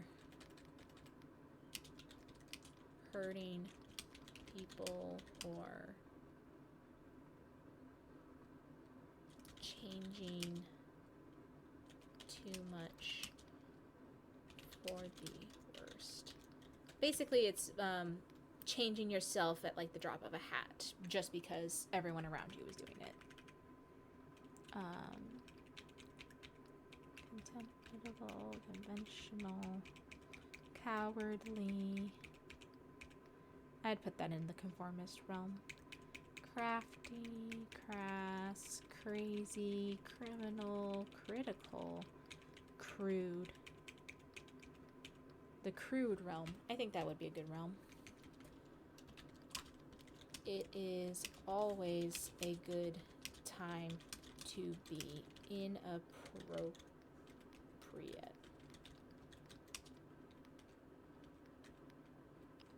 Okay.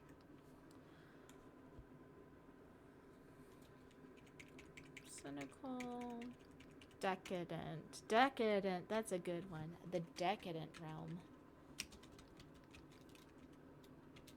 This would be part of, like, the arrogance, kind of.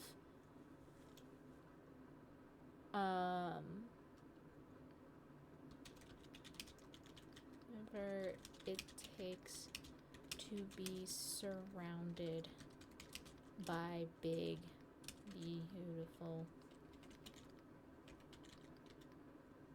things. I'm gonna debate of whether or not that will go into the same realm as like the arrogant realm, but that will be something that I will take in mind. The deceitful is part of the artificial realm. Delicate. Demanding, dependent, desperate, destructive, devious, difficult, dirty.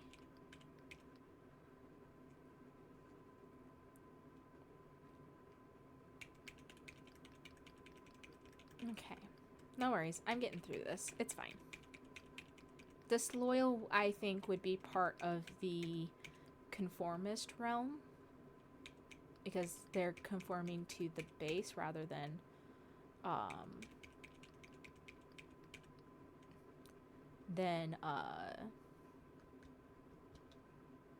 than who you would be loyal to, you know?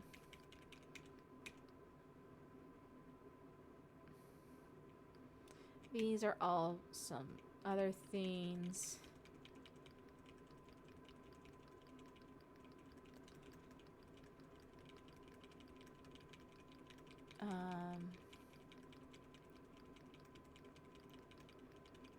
Enervated. Which one's that one? I want to know. What is that one? Oop. Enervated. Enervated. Drained of energy or vitality. Oh, interesting. Well, that wouldn't really necessarily be... Unless I wanted that to be for, like, energy vampires.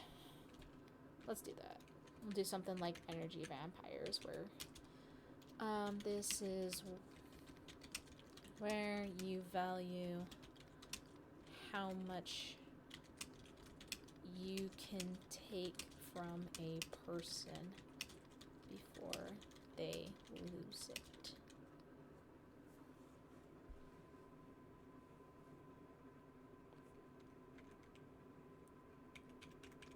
Escapist, expedient, extravagant, extreme, fanatical.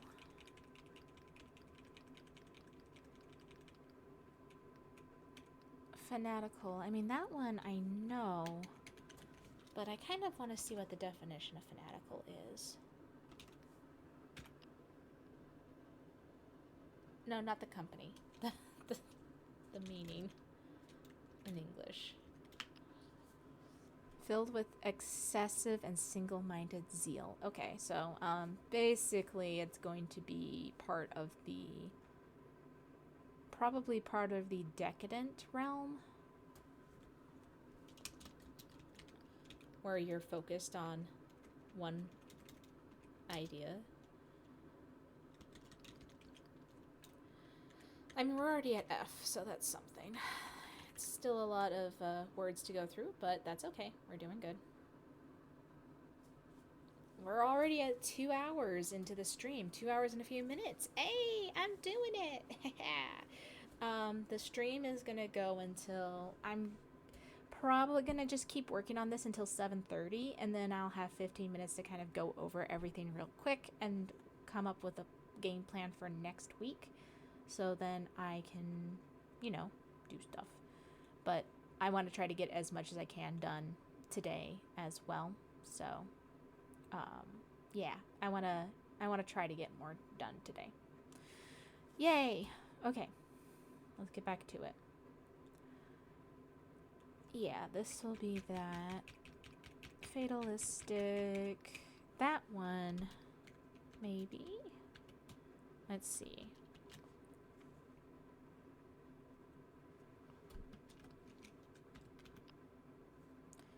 Relating to or characterized is characteristic of the belief that all events are predetermined and therefore inevitable. I can see that as being a thing, kind of like a, well, what does it matter? I don't know if I would want to keep that as its own thing, or if I'd want that to be part of like the apathetic realm. Because apathetic realm feels kind of like it would be fatalistic. So I think I'm going to keep that as, I'm going to call it the fatalistic. No, apathetic still sounds better. So I'll do, the fatalistic will be part of the apathetic. Fawning, that would be part of conformist. Fearful, same thing. Fickle, that would also kind of be part of it. Fiery, fixed, flamboyant. Flamboyant being a negative trait, forget about it. Foolish, maybe.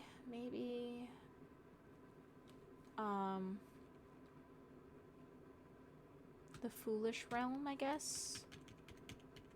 This would be for when you decide to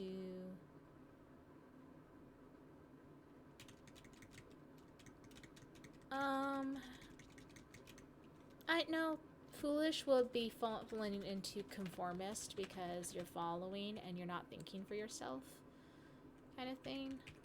I would say that. Fraudulent, that would also be part of the artificial realm. Frightening, frivolous, that's part of decadent, gloomy.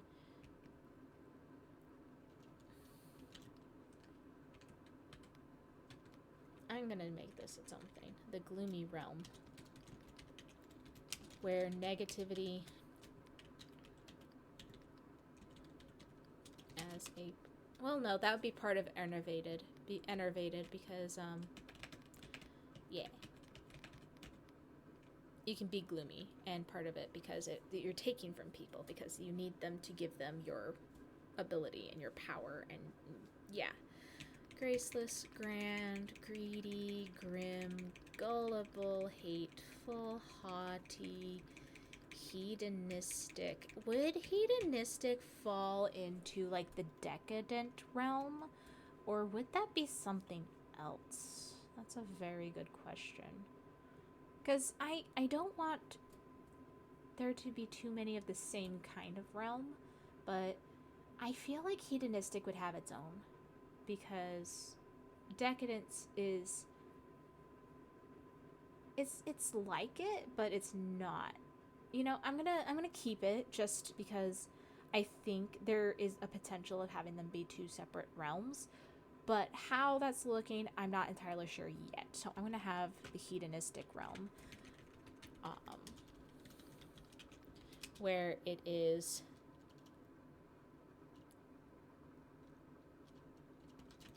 enjoying the vices of life to the fullest.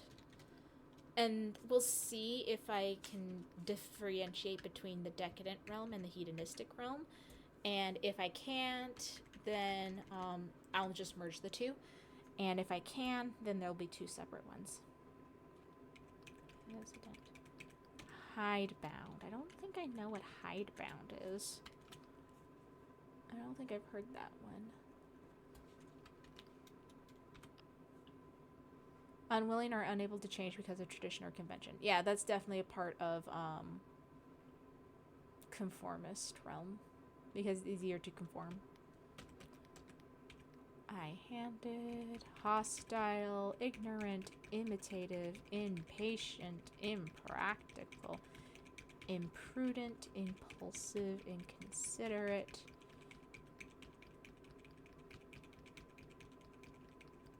Yeah. Insensitive. We're getting through this. It's fine. It's doing well. Irascible.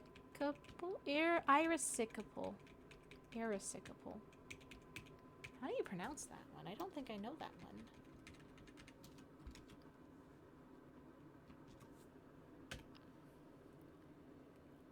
Having a show or tendency to be easily angered. Oh. Irascible.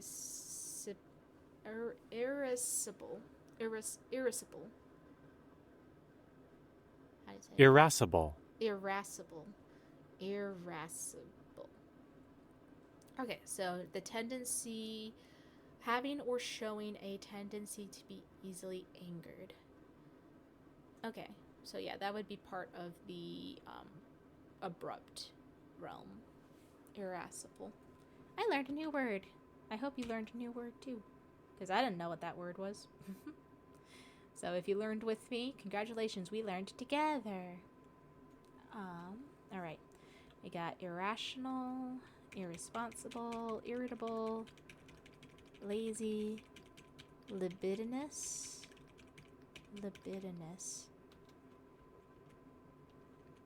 See, that's the best thing about writing and creating things. You learn a lot of lingo and words that you would not have learned otherwise. Showing excessive sexual drive, lustful.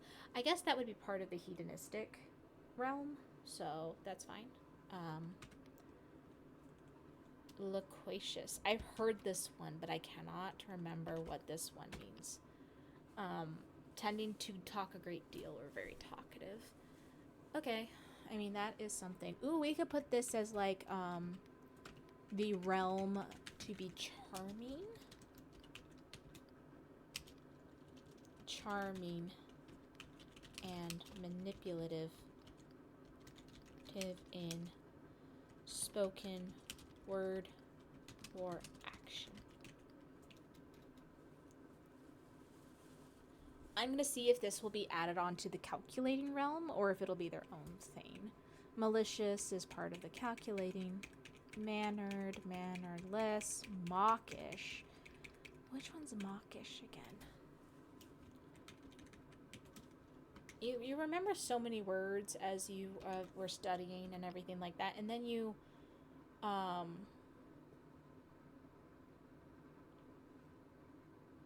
remember, and then you don't remember it later on, even though you're like, oh yeah, I learned about that in school or something along those lines. Yeah. Okay. We're making some good progress though. It's already 7:15 my time, so my plan is I'll kind of stop working on this at 7:30 and kind of go over what some plans are going to be for this one. Mealy mouthed, mechanical. That one's not a negative trait. Huh. Handsome, melancholic, meretricious. Which one is meretricious?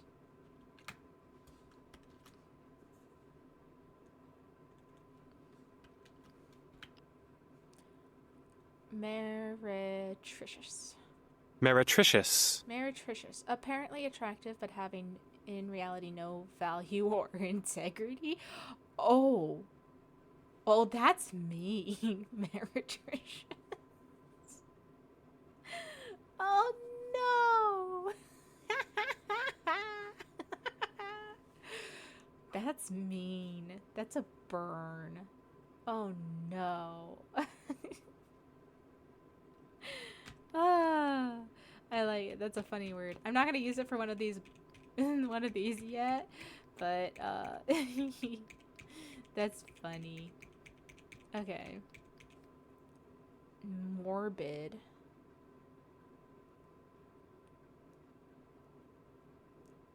Okay. I think I'm just gonna keep going.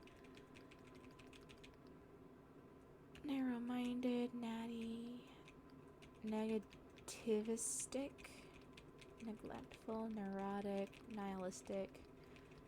I guess nihilistic is a negative trait too, but would it be its own realm or would it be more...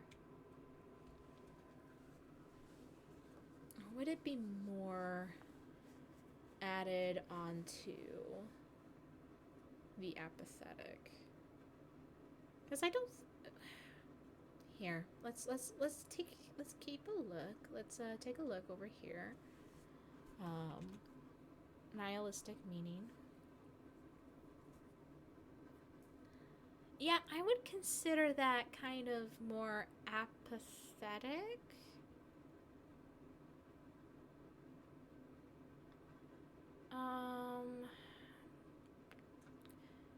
Yeah, I would consider that more apathetic or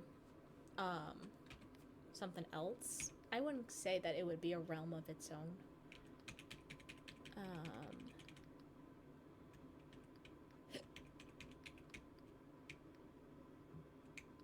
Let's see.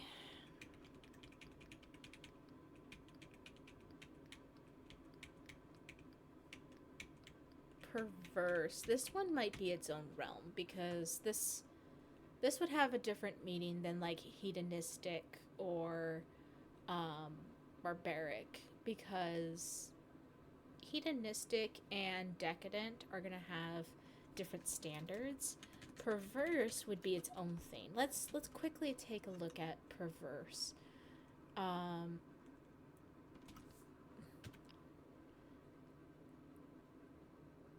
The perverse, yeah, it's specifically deliberately and obstinate desire to behave in a way that is unreasonable or unacceptable, often in spite of consequences.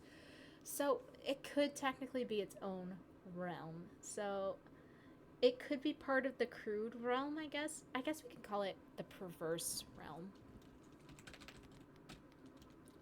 Perverse realm.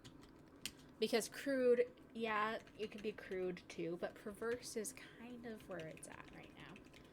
Pharisaical. Which one's this one again? Phlegmatic. That's gonna be an interesting one to look up. Pharisaical.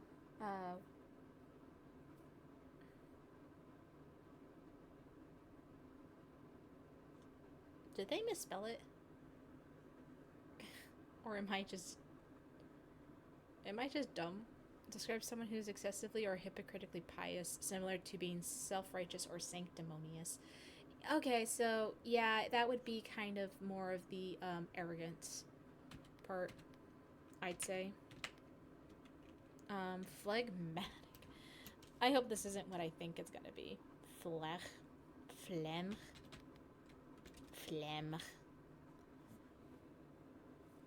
An unemotional and stolidly calm disposition. So, apathetic? I'd say that's part of the apathetic, so yeah, not a big deal. Plotting, that's smooth, slow going. Pompous, possessive, power hungry, predatory, prejudiced, presumptuous, pretentious, prim, procrastinating, profligate. Which one's profligate? Because I don't consider, like, procrastination something evil or something that would be considered a problem. It's more so things that people struggle with, but I don't see it being part of this hell. Then again, I am a neurodivergent person who has a tendency to find it hard to do things in a reasonable time because it becomes a problem. Not because I can't do it, but because of just things like working on stuff. So when people are like, and I know a lot of people that have issues with being able to not procrastinate, not because they're a bad person, but because their brain is having a hard time doing it. Profligate, recklessly extravagant or wasteful in the use of certain resources. That will be part of like decadent or hedonistic or something like that. So I don't need that to be its own thing. Provocative, pugnacious. Which one's this one? We might be able to get through this whole list before I finish, and then we'll see what happens. Pugnacious. Easy, eager to, or quick to argue, quarrel, or fight. Okay, so that will be part of the abrupt one. Puritanical. That one is similar to like, oh, a holier than thou aspect, right?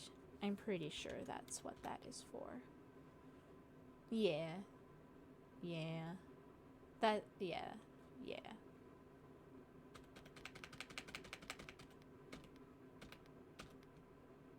You know, that might be its own thing. Let's see. Actually, let's because I don't think we have one. Because puritanical is more of, oh, it would be part of condemnatory. Let's change it to puritanical. For now, puritanical.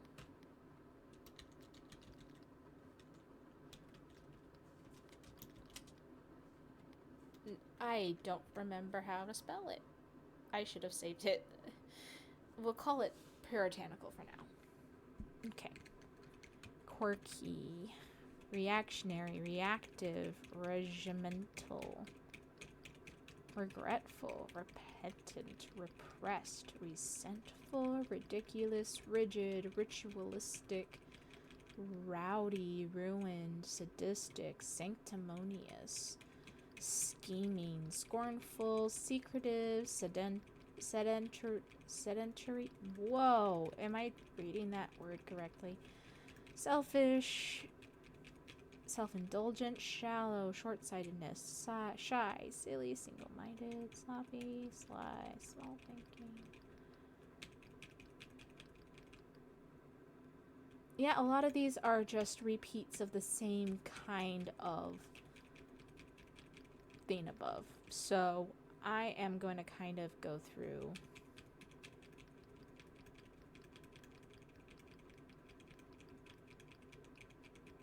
this really fast because I'm not seeing anything that is different from what I've already got, or can be summed up by a word that I already have technically. Unctuous.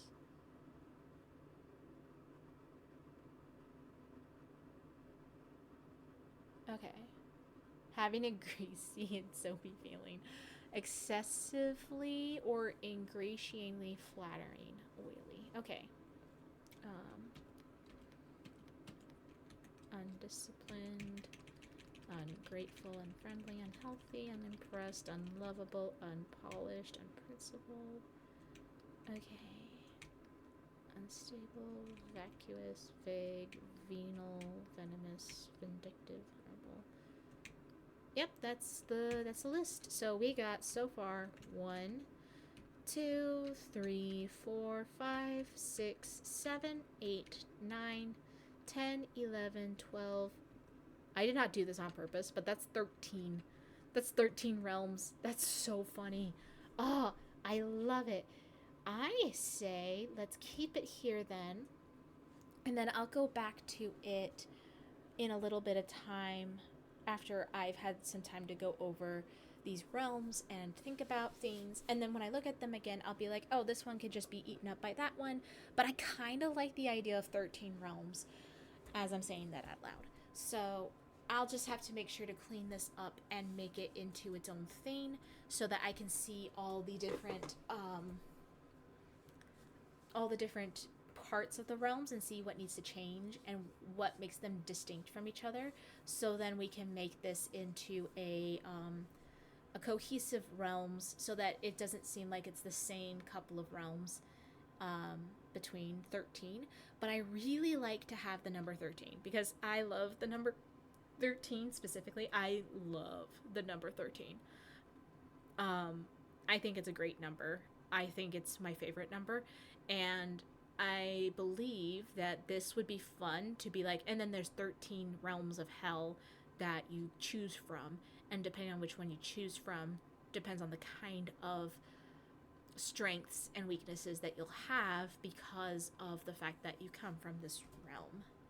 So, yay! I like it. I like it.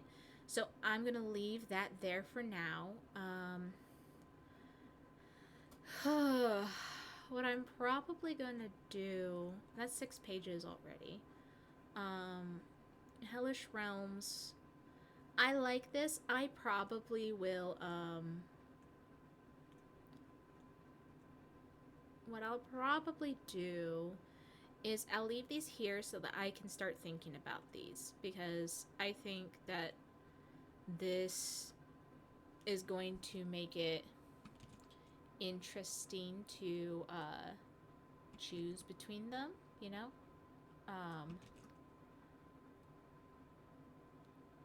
And because I put a bunch of them down, I need to walk away from this particular portion of this game so then I can put new ideas down as well. And then maybe in the next set of creation time, I will come on here and ask for people's input on names and keeping like 13 realms and help me come up with like what to call them specifically, because I like where it's at, how I've been doing it, but I also would love to get ideas of more interesting words to choose that might sound it sounds like it will work better for everything, and I think that it would just be helpful. So, you know what? Yeah, that's a good spot to kind of end it there.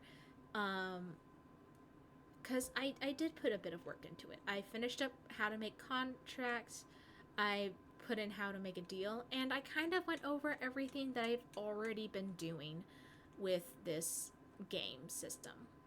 So, I like it. I am liking it a lot. So yeah, here's what I am going to do. Here's what I'm going to do. I'm going to leave it here. I think I'm going to end stream. I think I'm going to take this time to just kind of work on it here and there while I'm doing other things in life. I might work on it a little bit more over the next few days. So if I come back and the document looks changed, that is going to be kind of normal. I'll work on it in my off time, but I'll go over any aspects of it with stream and stuff like that that I feel like are important updates, as well as if I don't work on it at all, then, that's fine too. And this gives me something to look forward to every week to start working on this and go over details and build. It'll be so much fun. And I hope that everyone who came to view had a good time with it. I hope that everyone had a decent time sitting here and listening to me ramble about this game that I'm building for now 2.5 hours. And I am kind of excited to keep going with this. I do want to try and work harder on this so that it can be playable, so that I can play alpha iteration during the week around this time, or maybe I'll host it on the weekend or something, like a different stream day to specifically alpha test it when it comes time. I don't know yet how it's going to happen, but it will happen. I promise. I will make it happen. And we'll see. Maybe I will work on doing this. Maybe I'll study other D&D systems or TTRPG systems like that. Maybe I will look into recommendations that people send to me about games to look into. Other things. This is just going to be specifically under the theme of TTRPGs and the fun that they bring, as well as the stories and interactive time. We're just kind of starting off with the intensity of building your own TTRPG system. So it's going to look a lot different, or it's going to look much like this. I don't know yet. We're going to figure it out. I'm still new to streaming. I've only streamed, this is the third time that I've streamed, period. So I've only streamed this week, Monday, which was 2 days ago, yesterday, Tuesday, and today. These are the only times I've ever streamed. So I'm still new to this. I'm still figuring things out. I'm still trying to make sure that I'm doing it correctly and with as much grace and tech savvy and all of that stuff necessary in order to proceed forward. But it should be good. Every time I do a stream, I learn something new, which is important for me to do as a person anyway. So I do not mind the fact that I haven't done, that I am learning from this and I've made mistakes, because it's helping me figure out how to do better, and it'll be really great in the end. So thank you so much for being here, everyone. Thank you for watching. Thank you for interacting. I am very glad to be sharing this with you, and I hope that you continue to follow me on this journey of building a TTRPG system. And if you feel like it, join me for my other streams too. None of them are really TTRPG relevant at this time. I do have my productivity time on Mondays, where I mostly just catch up on work and do things that I need to do during the week, including admin stuff and other stuff like that. And then on Tuesdays, I do crafts. I make things with my hands, and you'll get to actually see my hands, as unaesthetic as they are. You'll get to see me make things with my hands and make fiber and art and other things like that, because that's another thing I do. And then of course on Wednesdays I will do TTRPG specific things, and I am open to other streams popping up here and there during the rest of the week as well, depending on what is needed. But this is the main 3 days that I'm going to be going. So I can't wait to continue this, and I hope that everyone has a wonderful rest of your night. do your best. Aw, thanks, Moya. I'm so excited. I hope so much that we can start playing it in the next like 3 to 6 months, at least for alpha testing, because I do want to see how this is going to be growing. But yeah, I'm excited. All right, we'll talk more. Have a good night, everyone. See you later, and do something good for yourself today if you can. Try your best. Be kind to yourself. All right, talk later. Bye.